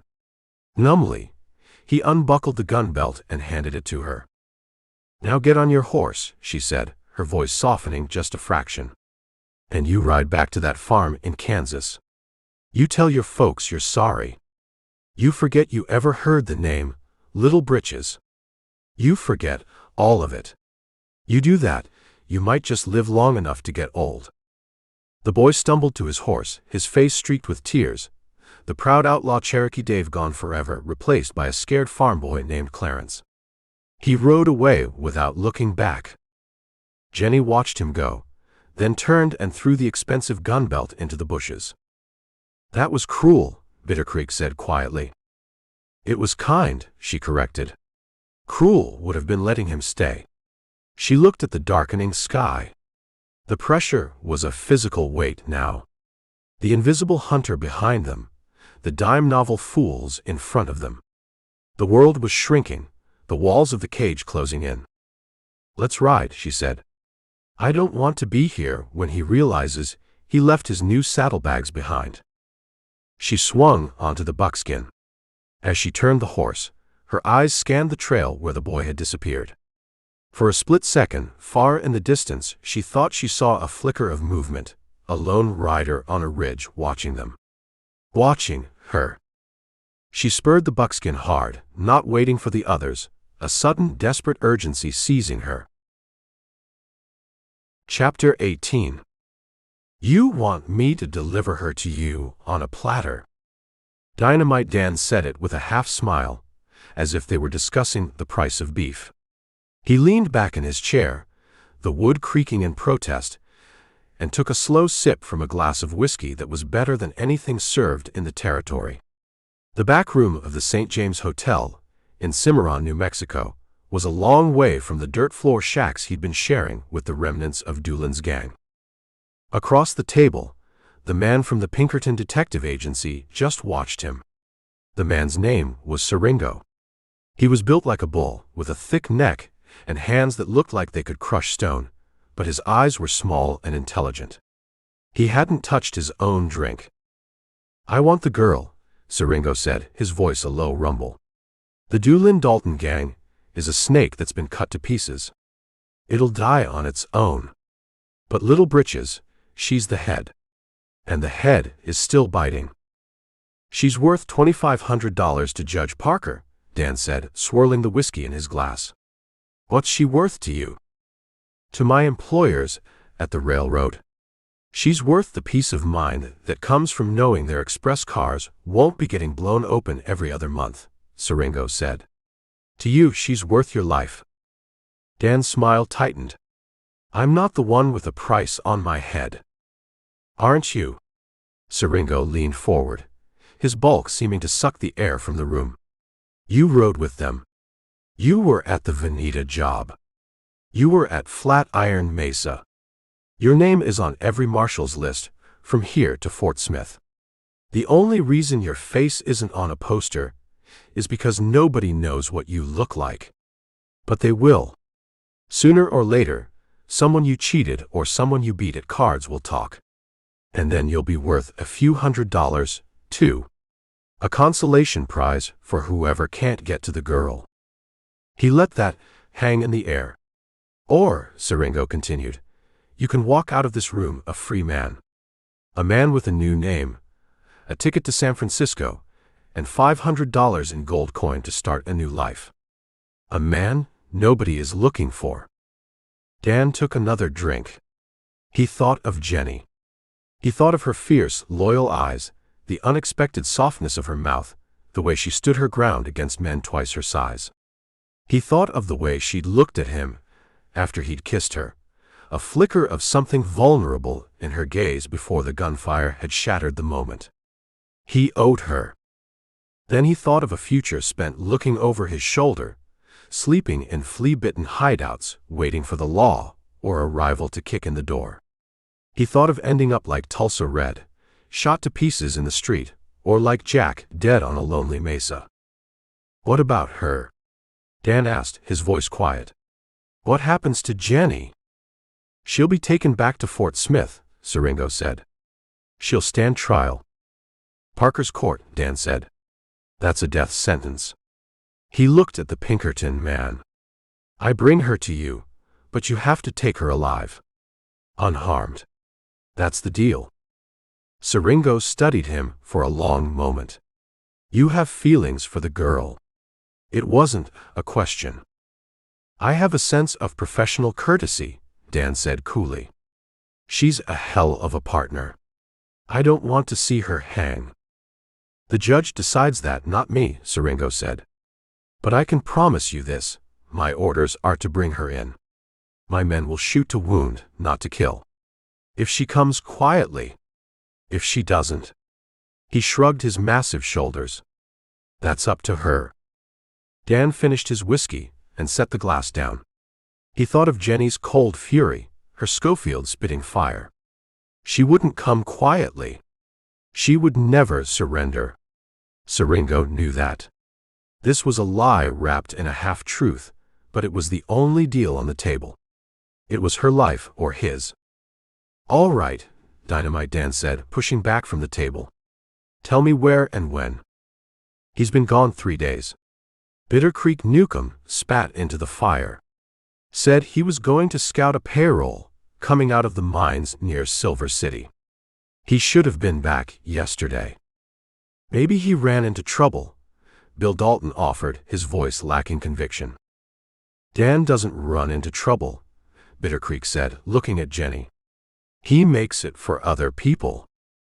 Jennie said nothing. She stared into the flames, her face grim. Dan's absence was a hollow ache inside her, a space that was filled with a growing, sickening dread. She'd let him get too close. She'd let her guard down for one stupid, reckless moment, and now the silence he'd left behind was screaming at her. He rode into camp late that afternoon. He was smiling, his charm turned up to its highest wattage. He had a sack of fresh supplies, coffee, bacon, even a bottle of whiskey. "The payroll was a bust," he announced, swinging down from his horse. "They had a dozen guards. Too rich for our blood." He handed the whiskey to Dalton. "But I figured we could use a little comfort." "Where'd you get the money for this?" Bitter Creek asked, his hand resting on his pistol. "Won it in a poker game in a mining camp," Dan said with an easy shrug. "Some fellas there were just begging to give their money away." He walked over to Jennie, his smile softening. "I missed you."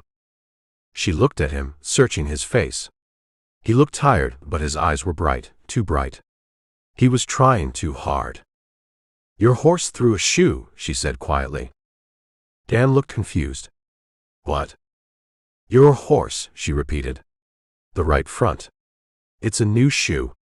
The nails are clean. The other three are caked with mud and trail dust."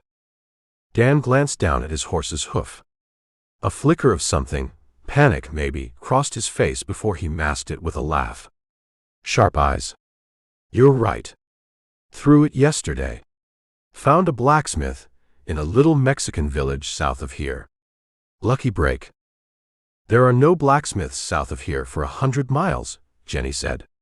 "But there's a town called Cimarron, to the north. A fancy town, with a hotel that serves good whiskey." The air went still. Dalton and Bitter Creek froze, watching them.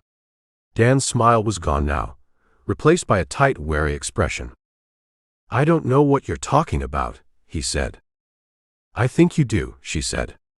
She reached into her pocket and tossed something onto the ground between them. It was a small brass token. "You dropped this when you took out the whiskey. It's from the St. James Hotel in Cimarron."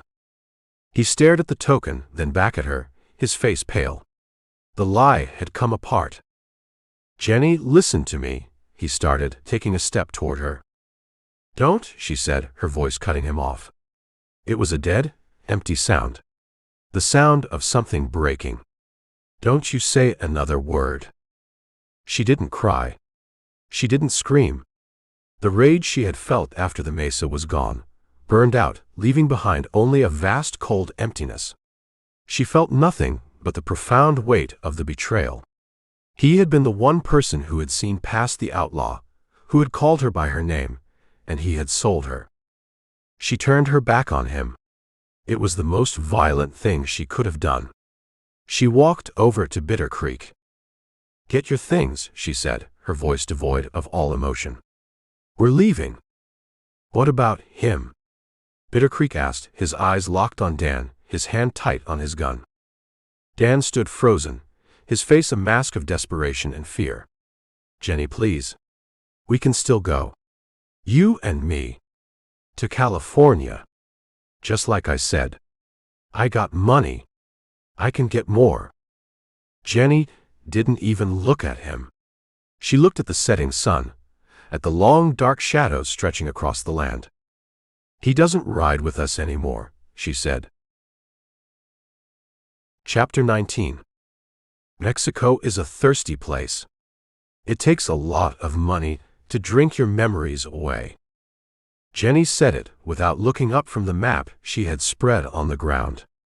It wasn't a real map, just a piece of butcher paper on which she had drawn the streets of Muskogee Creek Nation from memory. The lines were sharp, precise, and angry. "We don't have that kind of money," Bill Dalton said. He was nursing a bottle of whiskey Dan had left behind, his face a pasty gray. "We barely got enough for bullets and beans." "Then we'll get it," Jennie said. She tapped a square she had drawn in the center of the map. "The Midland Valley Bank. It handles the payroll for the entire MKT rail line. On the 1st of the month, it holds more cash than any bank west of the Mississippi. Bitter Creek Newcomb stared at the drawing, then at Jennie. The girl he had followed, the leader he had trusted, was gone. In her place was a stranger with cold, empty eyes. The betrayal by Dynamite Dan had hollowed her out, leaving nothing but a raw, jagged need for a final, definitive act. This wasn't about survival anymore. It was about erasure. "That's a fortress, Jennie," Bitter Creek said, his voice low. "They got armed guards. They got a new vault from St. Louis. It's a suicide run." "Every run is a suicide run," she countered, her voice flat. "The only difference is how much you get paid for the privilege of dying." She looked up, her gaze sweeping over the two broken men who were all that was left of her world. "We take this bank. We take it all. Enough to ride south and never look back. Enough to buy a piece of land so far into the mountains that Judge Parker's gallows are just a bad dream. One last job." The words hung in the air, heavy with all the things that could go wrong. One last job was what every outlaw said before he was shot down in a muddy street. It was a prayer whispered in the dark. "And Dan?" Bitter Creek asked quietly. "What about him?" "He's a ghost," Jennie said, and her eyes were so empty they seemed to swallow the firelight. "I'm not hunting ghosts anymore. I'm buying my way out of the graveyard." She laid out the plan. It was vintage Jennie, meticulous, detailed, and audacious. But there was a new, brittle edge to it. A recklessness. She wasn't planning for contingencies, for what might go wrong. She was planning only for success, as if her will alone could bend the world to fit her map. She assigned Dalton to the telegraph office, Bitter Creek to watch the street. She would take the bank herself. Alone. "It's too much for one person," Bitter Creek argued. "Let me go in with you." "No," she said, her voice final. "Too much noise. I need to be fast. In and out, before they know what hit them." She was shutting them out, isolating herself. The trust that had bound them together was another casualty of Dan's betrayal. Eldridge Sample sat on the porch of the Muskogee Sheriff's office, whittling a piece of wood into the shape of a bird. He didn't look like a hunter waiting for his prey. He looked like a man with time to kill.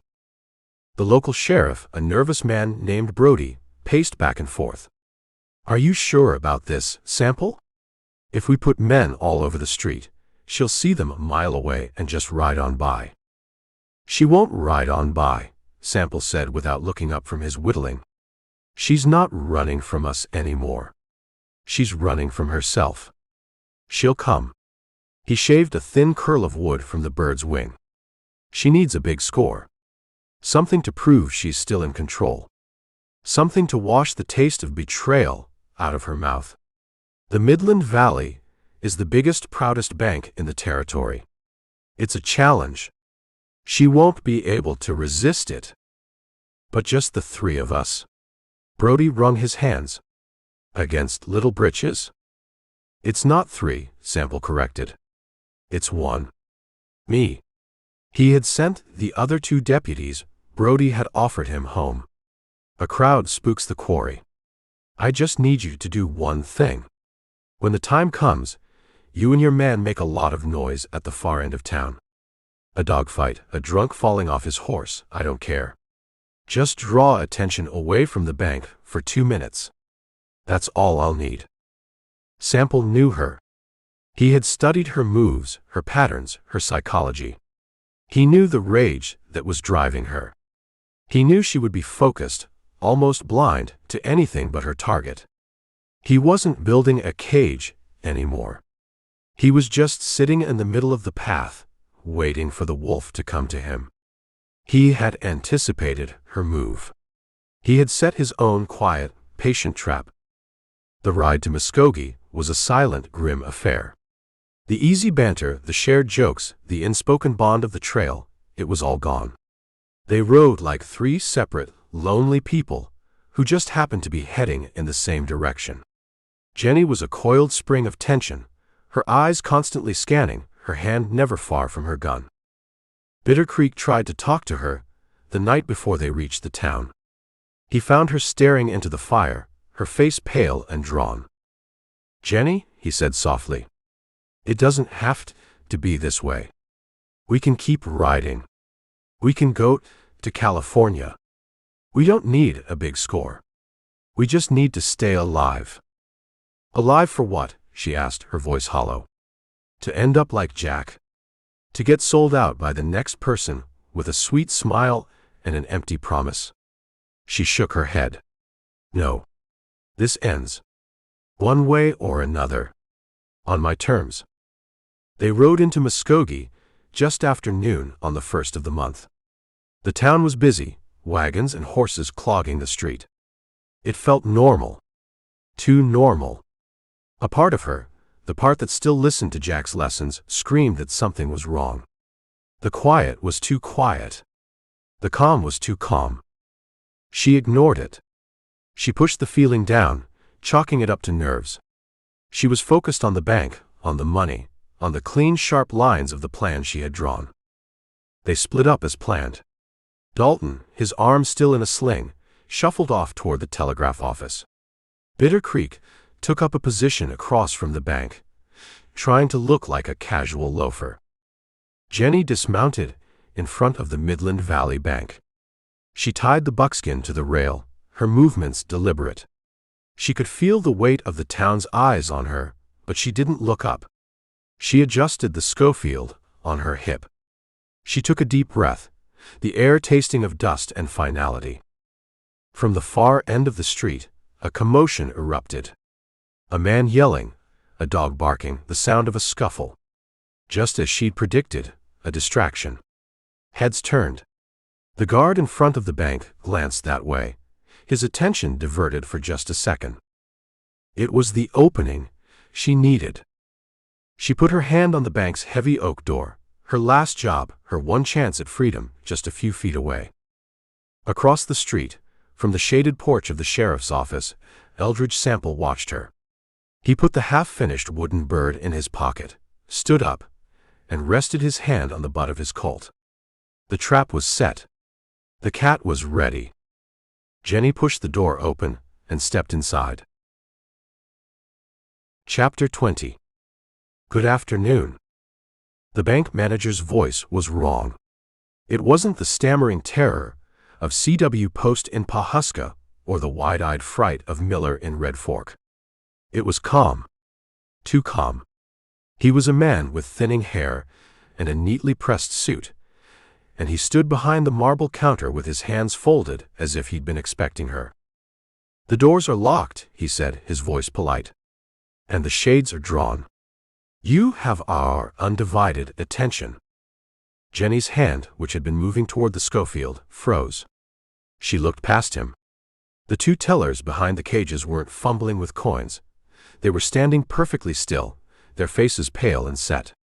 There was a guard by the vault, a big man with a thick neck, but he wasn't holding a shotgun. He was holding a Winchester rifle, and it was pointed not at the ceiling, but at her. The silence in the bank was thick and heavy, like a shroud. The commotion from the street outside, the distraction Sample had arranged, seemed a world away. This was a different kind of quiet. This was the quiet of a room where a coffin was about to be nailed shut. "You've made a mistake," Jennie said, her own voice sounding strange in the dead air. "No, Miss Stevens," the manager said, and the use of her real name was like a slap. "The mistake was made for you. A long time ago." He reached under the counter and brought out a pistol, a new Colt, and laid it on the marble top, well out of his own reach. "A message. From a mutual acquaintance. He said to tell you that business is business." "Dynamite, Dan." The words, his words, echoed in the silent bank. This wasn't Sample's patient trap. This was something else entirely. This was a betrayal so complete, so meticulously planned, that it had been waiting for her behind a locked door. The guard by the vault smiled, a cold, empty gesture. "Pinkerton Detective Agency," he said. "We've been looking forward to meeting you." And then the front window of the bank exploded. Not from the outside in, but from the inside out. One of the tellers, who wasn't a teller at all, had swung a sledgehammer through the plate glass, creating a firing position. Another man, who had been sitting on a customer's bench, threw it aside and brought up a repeating rifle. The bank wasn't a bank. It was a blockhouse, a kill box, and she was standing in the middle of it. Outside, Bitter Creek Newcomb saw the window shatter and knew the world had ended. He brought his Winchester up, but before he could fire, gunfire erupted from the roof of the building across the street. Not from the sheriff's office where Sample was, but from the land office next to it. A half-dozen rifles opened up, pinning him down behind a water trough, splinters flying around his head. Down the street, Bill Dalton heard the sudden, concentrated roar of the firefight. He turned from the telegraph office just in time to see two men in dark suits step out of an alleyway, shotguns in their hands. They weren't looking at the bank. They were looking at him. Inside, Jennie dove for the floor, as the room filled with the deafening thunder of rifles and pistols. The Pinkertons weren't trying to capture her. They were trying to kill her. Bullets tore through the wooden counter, chewed up the plaster walls, and ricocheted off the marble floor. She rolled behind a heavy oak desk, the Schofield finally in her hand. She was trapped. Utterly and completely. Sample hadn't set this trap. He had walked into the middle of it, same as her. This was Dan's work. This was his parting gift. He hadn't just sold her out to the law. He had sold her out to men who had no intention of taking her alive. He had arranged her execution. The rage she'd thought was burned out of her came roaring back, a white-hot, blinding inferno. It wasn't the cold, calculating anger that had driven her across the territory. It was the raw, primal scream of a cornered animal. She came up from behind the desk, not running, but firing. The Schofield bucked in her hand, the sound sharp and clear against the deeper roar of the rifles. She wasn't aiming for cover. She was aiming for faces. A man who had been the bank manager staggered back, a red hole appearing in his pristine white shirt. The guard by the vault grunted and dropped his Winchester, clutching at his leg. She was a whirlwind of motion, a specter of vengeance. She kicked over a table, using it for a moment's cover, and reloaded, her fingers working with a speed born of pure instinct. They had made a mistake. They had brought her here to die, but they had forgotten who she was. She was Little Britches. She was the girl who had survived Morton Briggs, the Ingalls shootout, and the Flatiron Mesa massacre. She didn't know how to surrender. She only knew how to fight. Across the street, Eldridge Sample watched the scene unfold with a kind of cold, professional horror. His simple trap had been swallowed by a much larger and more brutal one. He saw Bitter Creek pinned down. He saw Dalton trying to fight his way out of an alley. And he saw the inside of the bank become a charnel house. This wasn't his plan. This was an assassination. He drew his Colt. The time for patience was over. The time for whittling was done. Jennie fired her last shot from the Schofield. She saw another Pinkerton go down. But there were still too many. They were closing in, their faces grim and determined. She dropped the empty pistol and grabbed the Winchester that had fallen from the guard's hands. It had 3 rounds left. She backed toward the rear of the bank, toward the manager's office. It was her only chance, a slim hope of a back door, a window, any way out of the kill box. The lead Pinkerton, the one who had spoken to her, stepped forward, his pistol leveled. "It's over, girl. Give it up." "My name," she snarled, levering a round into the Winchester's chamber, "is Jennie Stevens." She raised the rifle, the iron sights framing his face, her finger tightening on the trigger for what she knew would be her final act of defiance. Chapter 21. Drop it. The voice didn't come from the Pinkerton in front of her. It came from the street. It was calm, authoritative, and familiar. It was the voice of the man who ate apples while being aimed at. The lead Pinkerton, Siringo's man, hesitated for a fraction of a second, his eyes flicking toward the shattered front window. It was the last mistake he ever made. Jennie didn't wait to see who was talking. She pulled the trigger. The Winchester bucked, and the Pinkerton's face ceased to exist. Before his body hit the floor, Eldridge Sample's Colt roared from the sheriff's porch across the street. His shot wasn't aimed at Jennie. It blew out the window of the land office where the Pinkerton riflemen were nested, forcing them to duck and spoiling their aim. The fight for the Midland Valley Bank had just become a three-way war. Jennie used the chaos. She dropped the empty Winchester and dove for the back office, scrambling over the body of the man who had looked like a bank manager. Bullets followed her, chewing up the doorframe, but the Pinkertons' perfect kill box was broken. They were taking fire from two directions now, their attention split. Outside, it was worse. Bitter Creek Newcomb knew the fight was lost, but he wasn't the kind of man to die hiding behind a water trough. He stood up, his Winchester a part of him, and began firing with a steady, methodical rhythm. He wasn't aiming to escape. He was aiming to hurt, to make them pay for every inch. His first shot took a rifleman off the roof of the land office. His second shattered the arm of a Pinkerton reloading in the street. "Jennie, run," he bellowed, his voice a raw cry across the battlefield. "Get out of here." It was a death sentence, and he knew it. Three men turned their rifles on him at once. Bitter Creek absorbed the bullets like a tree taking an axe, staggering but not falling, his rifle still firing, until the hammer clicked on an empty chamber. He sank to his knees, his eyes still fixed on the bank, a final loyal watchman. Down the street, Bill Dalton didn't have the strength for a last stand. Wounded and slow, he managed to shoot one of the men who stepped from the alley, but the other's shotgun blast caught him in the legs, sending him sprawling into the mud. He lay there, helpless, as they closed in, the fight gone out of him. Jennie kicked open the door to the back office. It was small, filled with ledgers and filing cabinets. There was a single, barred window overlooking the alley. No escape there. She was still in the box. A Pinkerton charged through the doorway behind her, his pistol leading. Jennie threw a heavy ledger book at his head. It hit him square in the face, making him grunt and stumble. She didn't have a loaded gun, but she had her knife. She drew it from her boot and lunged, not like a fencer, but like a cornered cat, all instinct and fury. She drove the blade into the man's thigh, just below the hip. He screamed and went down, his pistol clattering on the floorboards.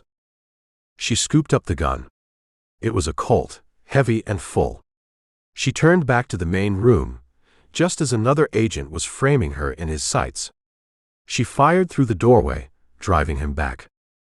The gunfire from the street was changing.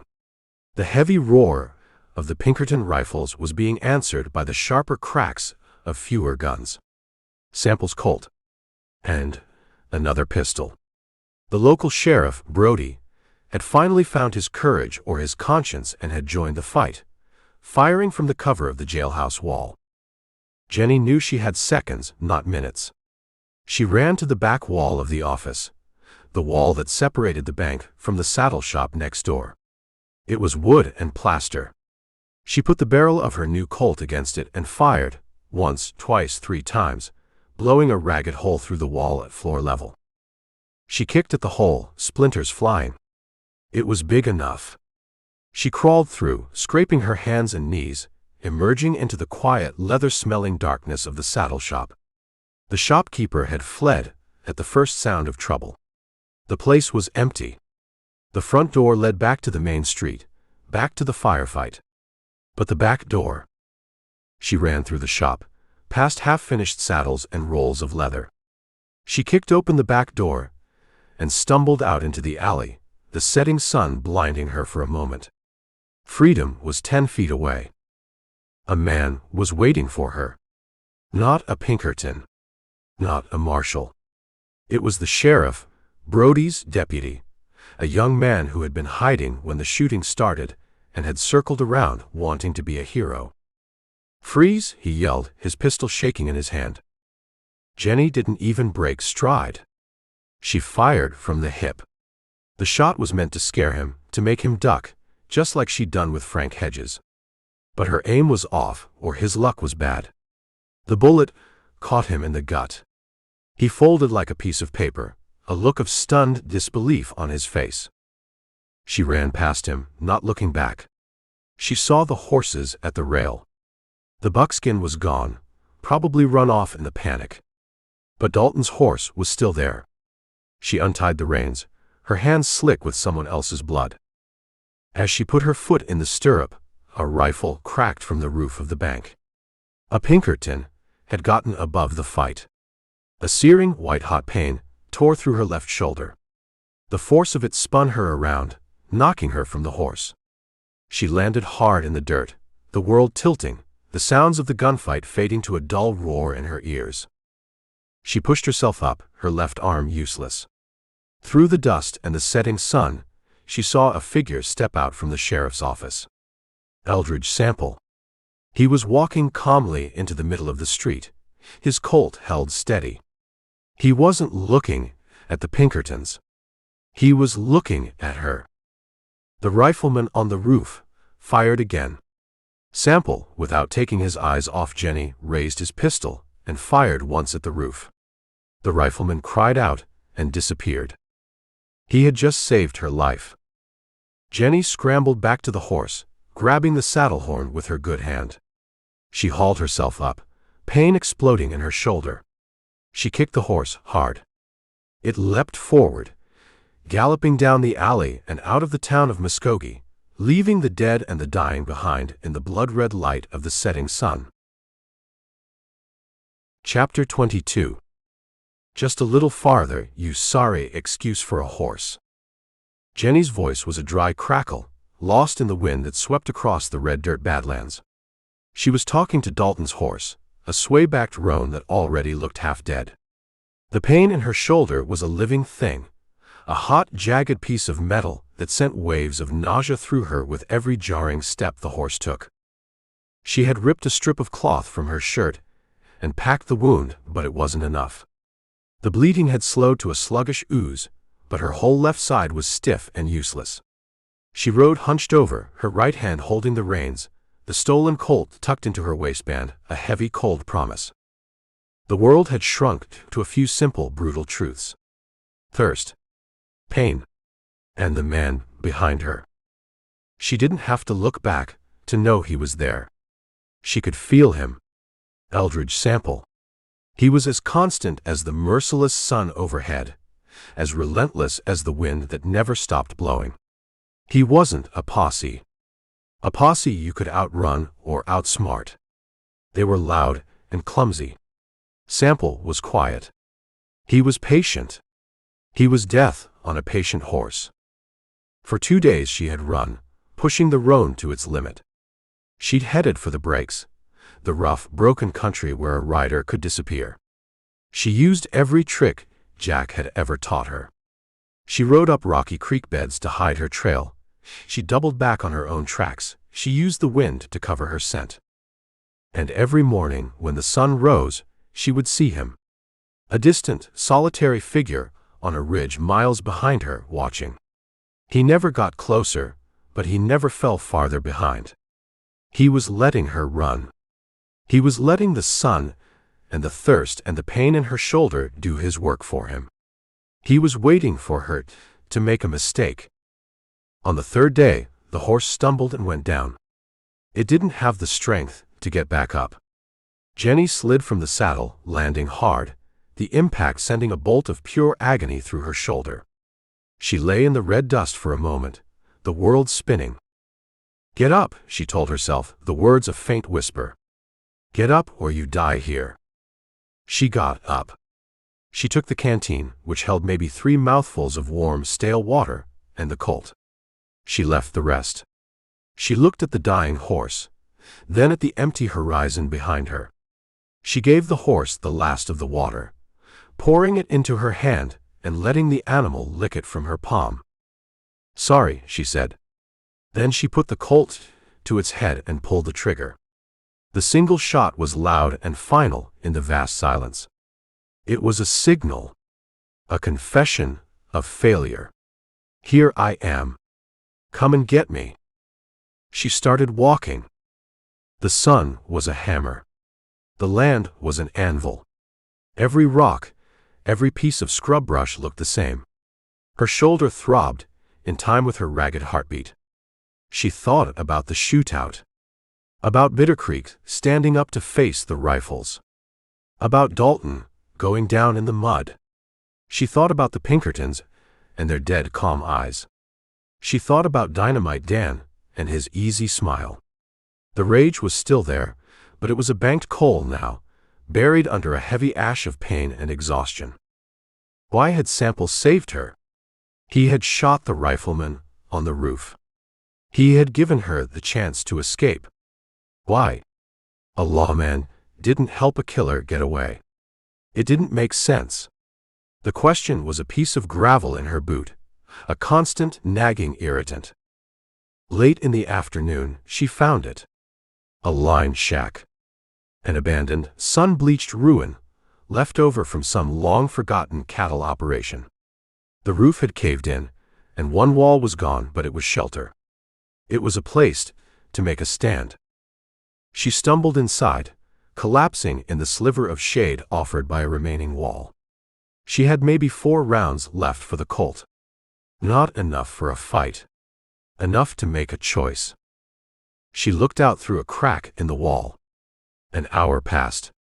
Then 2. Just as the sun began to touch the horizon, painting the Badlands in shades of blood and rust, she saw him. He rode into the clearing on his sorrel, the horse looking as fresh as it had 3 days ago. He dismounted 100 yards from the shack. He didn't draw his gun.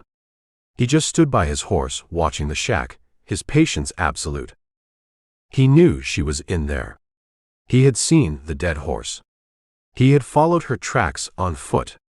He knew she was wounded, exhausted, and nearly out of ammunition. This was the end of the trail.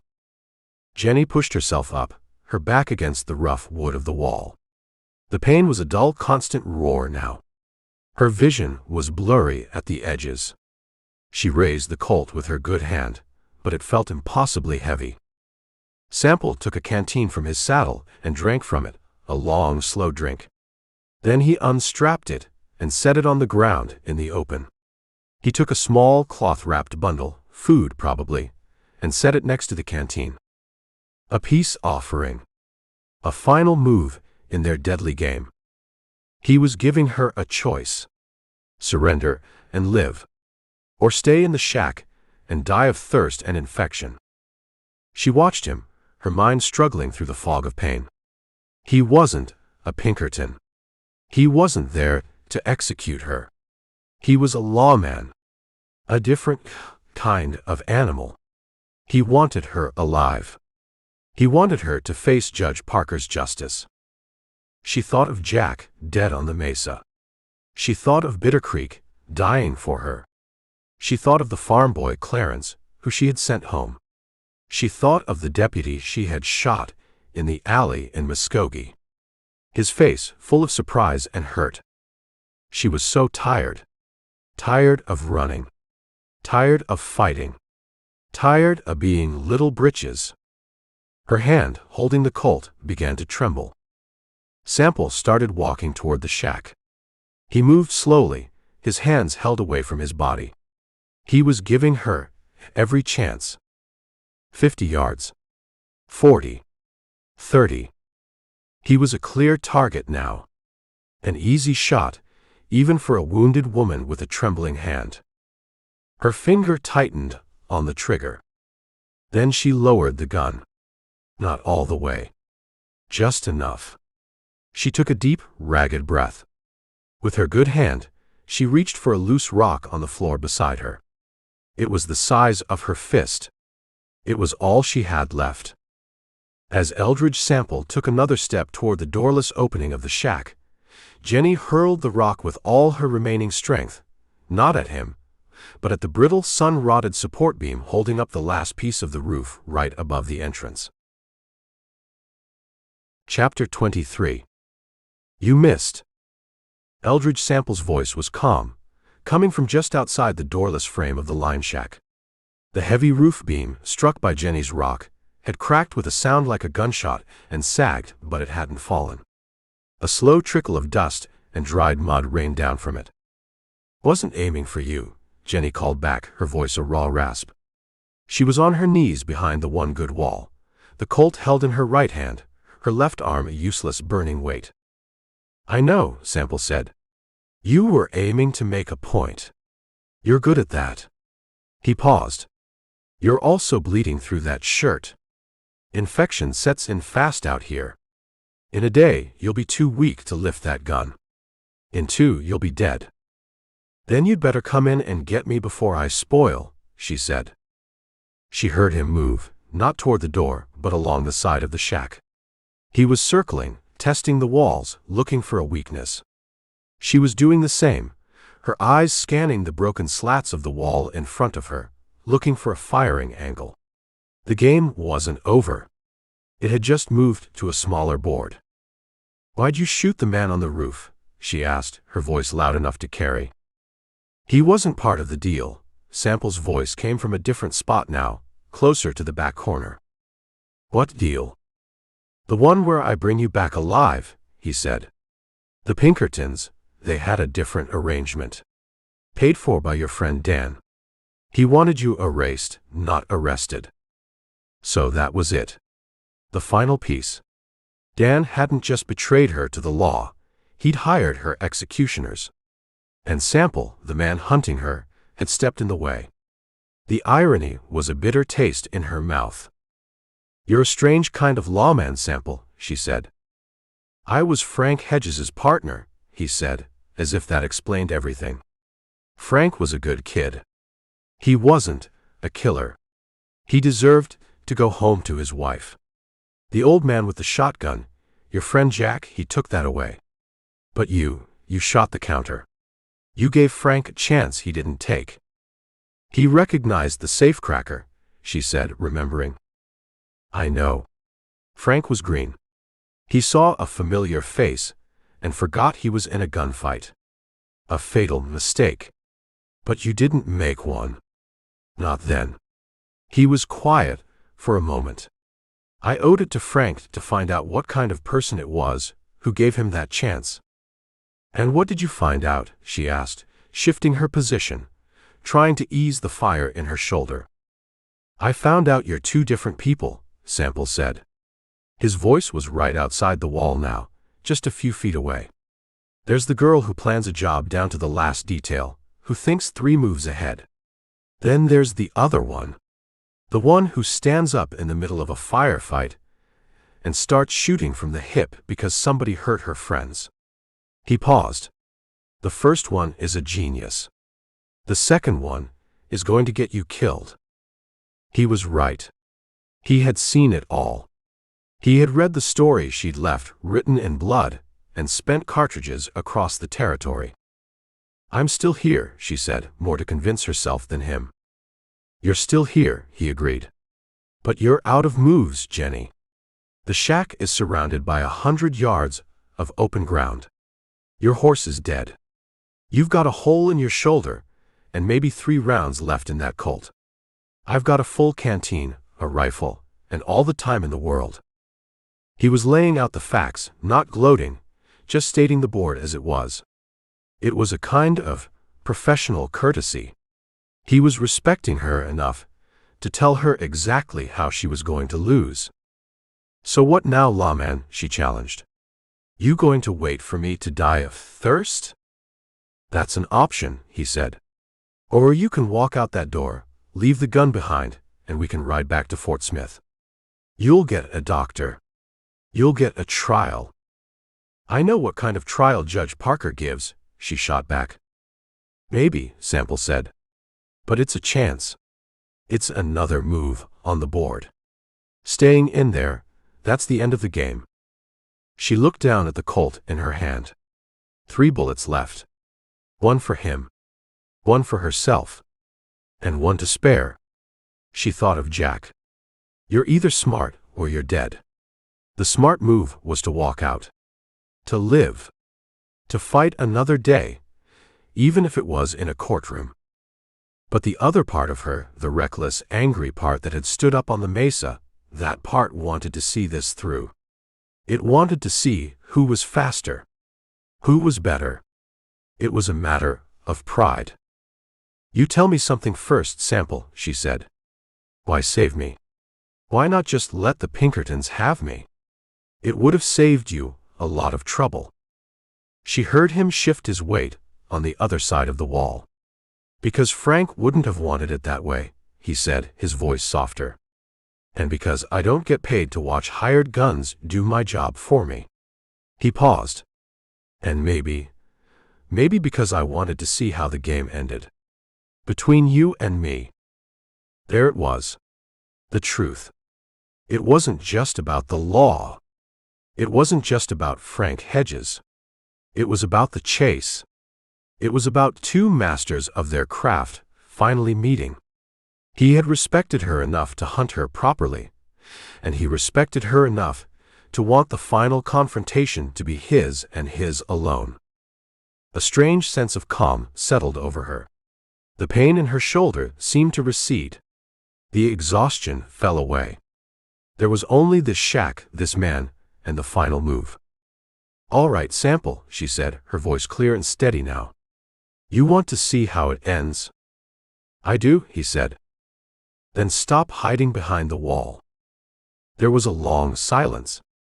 She could hear the wind whistling through the cracks in the wood.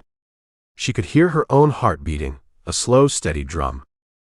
Then she heard his footsteps in the dirt, as he walked away from the wall and back toward the front of the shack. He was accepting her terms. Jennie pushed herself to her feet, her back pressed against the wall. She took a deep breath.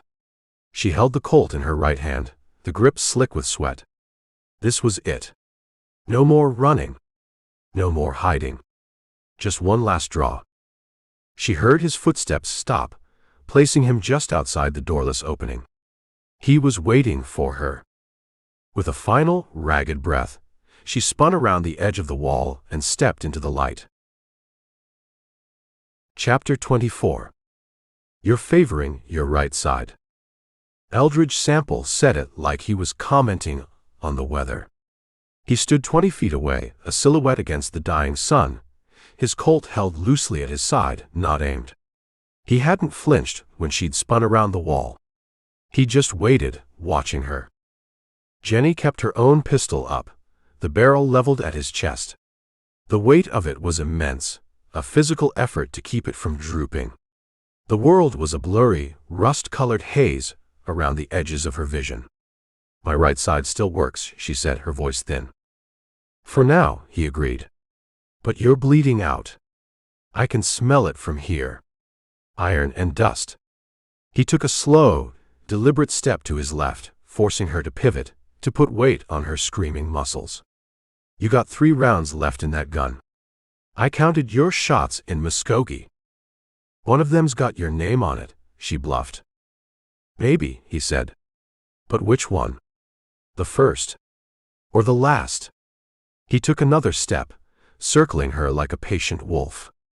You'll put the first one in my leg, maybe my shoulder. You're a good shot, but you're hurt and you're shaking. Before you can fire the second, my own shot will have taken you in the chest. That's how it ends. Is that the ending you want? She didn't answer. She could feel a cold sweat on her forehead.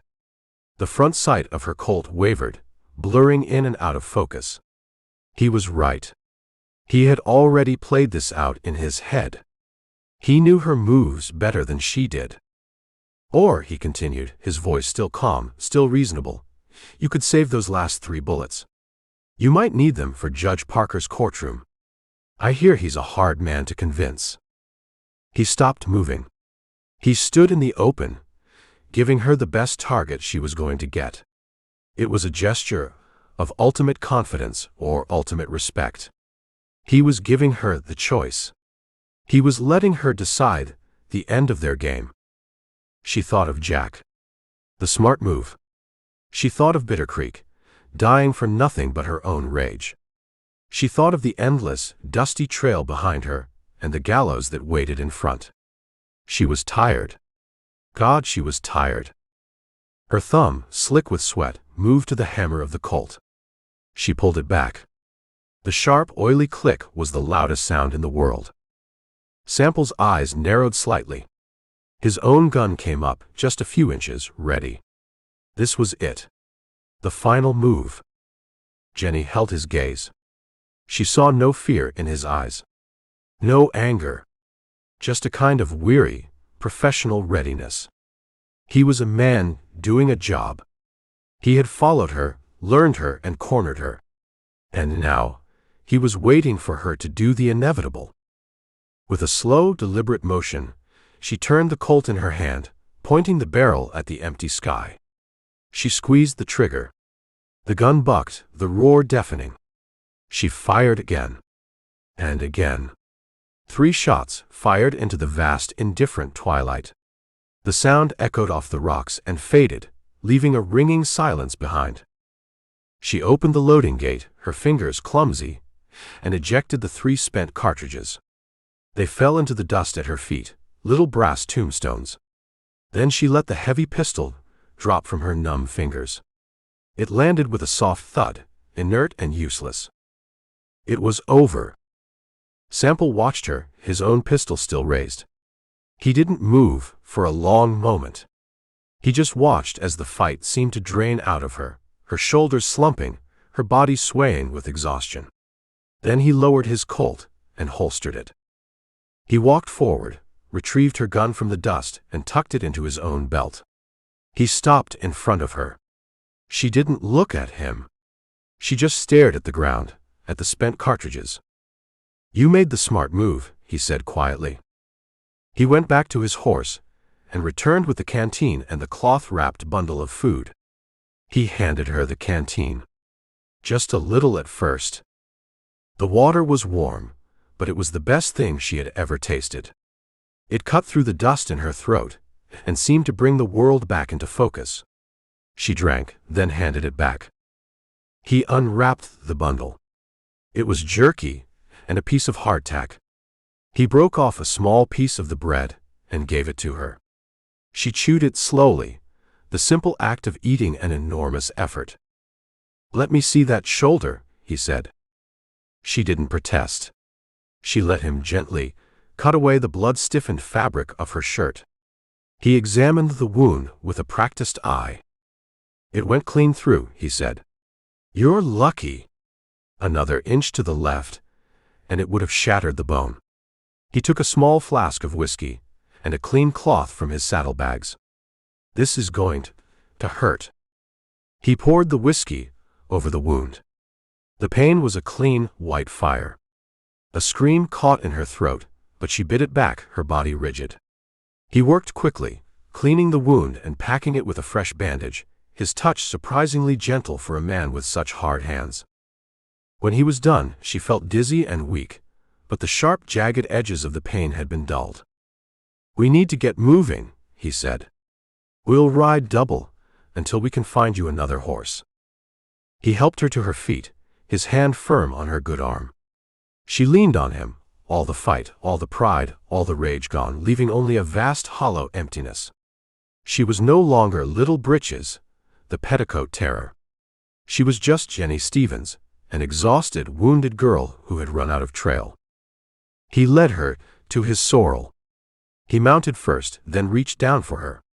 His hand closed around hers, and he pulled her up behind him, settling her in front of him in the saddle, as if she weighed nothing at all.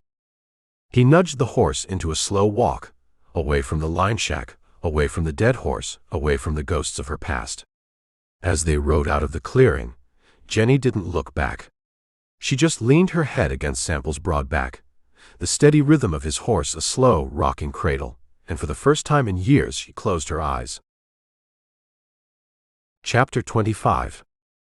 What were you going to do with it? Eldridge Sample's voice was as flat and dusty as the road they were on. He had bought her a horse, a sturdy but unremarkable mare, from a silent farmer who had looked at Jennie's bandaged shoulder and the hard set of Sample's jaw and decided not to ask any questions.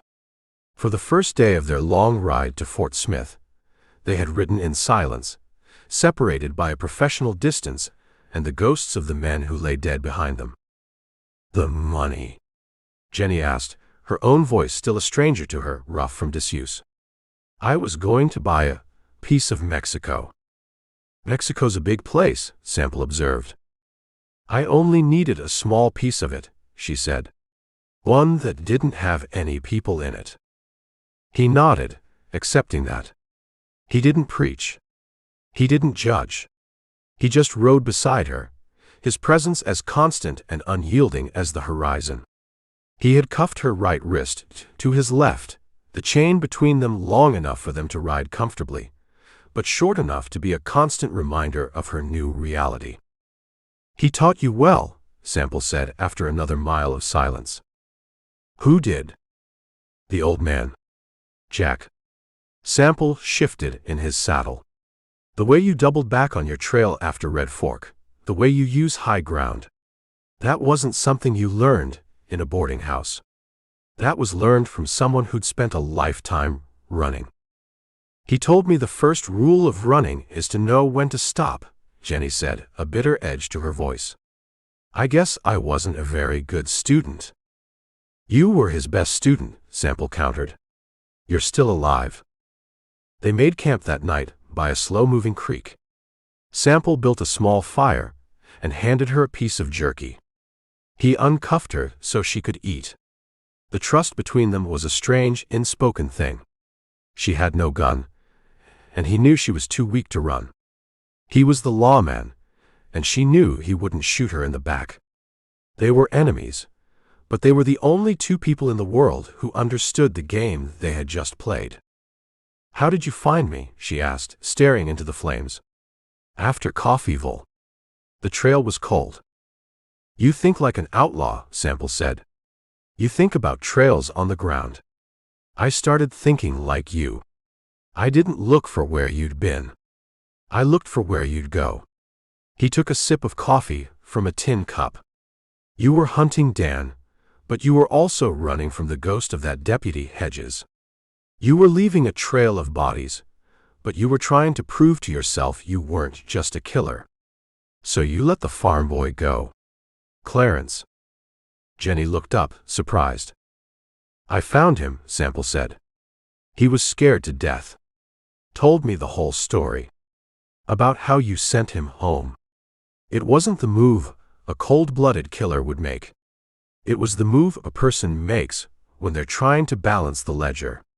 He looked at her over the rim of his cup. "So I stopped looking for the outlaw, and I started looking for the girl trying to balance the ledger. I figured she'd make one last big reckless move to wipe the slate clean. Muskogee was the biggest slate in the territory." He had read her like a map. She felt a chill that had nothing to do with the night air. The next day, they were stopped by a trio of bounty hunters, drawn by the scent of the $2,500 reward. They came out of the trees, rifles up, their leader a man with a scarred face and greedy eyes. "That's far enough, Sample," the man said. "We'll take the girl off your hands." "She's a federal prisoner," Sample said, his voice calm, his horse standing perfectly still. "You'll ride on." "I don't think so," the man sneered. "We got 3 rifles on you. You do the math." Jennie watched Sample. He didn't look at the men. He looked at her.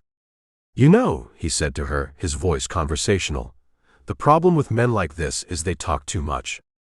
They think a gunfight is a debate." Before the bounty hunter could process the insult, Sample's Colt was in his hand. He didn't seem to draw, the gun was just there. He fired once. The lead bounty hunter's hat flew from his head. The other 2 men, who had been confident a moment before, suddenly looked uncertain. "My next shot," Sample said, his voice like chips of ice, "won't be aimed so high. Now, get on your horses and ride north. If I see you again before sundown, I'll assume you've lost your way, and I'll bury you where you stand." The men scrambled onto their horses and disappeared into the trees. Sample holstered his pistol. "You could have killed him," Jennie said. "No profit in it," Sample said, and nudged his horse forward. As they got closer to Fort Smith, the land began to change. The wild open spaces gave way to farms and fences. The world began to feel smaller, the walls closing in. The weight of the cuffs seemed to get heavier. On their last night on the trail, they sat by the fire, the lights of the town a faint glow on the horizon. "What will you do now?" Jennie asked. "After you turn me in?" "Collect my fee," he said. "Find another job. There's always someone running." "You like it, don't you?" she said. "The hunt." Sample looked out into the darkness for a long time. "I'm good at it," he said finally. "That's not the same as liking it." He looked at her, his gaze direct. "What about you, Jennie? What will you tell the judge?" "The truth," she said. "The truth is a funny thing in a courtroom," Sample said. "It gets twisted. A good lawyer can make a jury believe the sun rises in the west. I don't have a good lawyer." "No," he said. "You don't." They rode into Fort Smith the next morning. People stopped in the street to stare. They saw a lawman, grim and dusty, and a girl who looked too small and too young to be the monster on the posters. They rode straight to the massive brick building that housed the federal court and the jail. Hell on the border.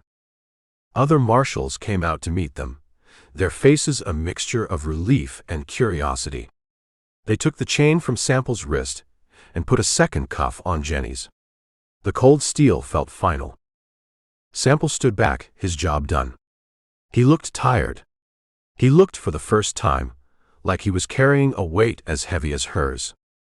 As the marshal started to lead her up the steps and into the darkness of the courthouse, Jennie stopped. She turned and looked back at Eldridge Sample. Their eyes met across the dusty street. She saw no triumph in his gaze, no satisfaction. She saw only a flicker of something that looked like regret. "Sample," she said, her voice clear and carrying in the morning air. He nodded, a silent acknowledgement. "You were right," she said. "About the two people." Then she turned her back on him, on the open sky, on the life she had known, and walked through the heavy doors to face the judge. Love audiobooks? Get over 100 Wild Western audiobook on YouTube. Subscribe for full listens, no fluff. Wild Western Roundup. Want even more action-packed adventures in the Wild West? Join the posse. Download your free copy of Wrangler today. Or keep reading the Rip Campbell Wild Western series in Amazon. The end.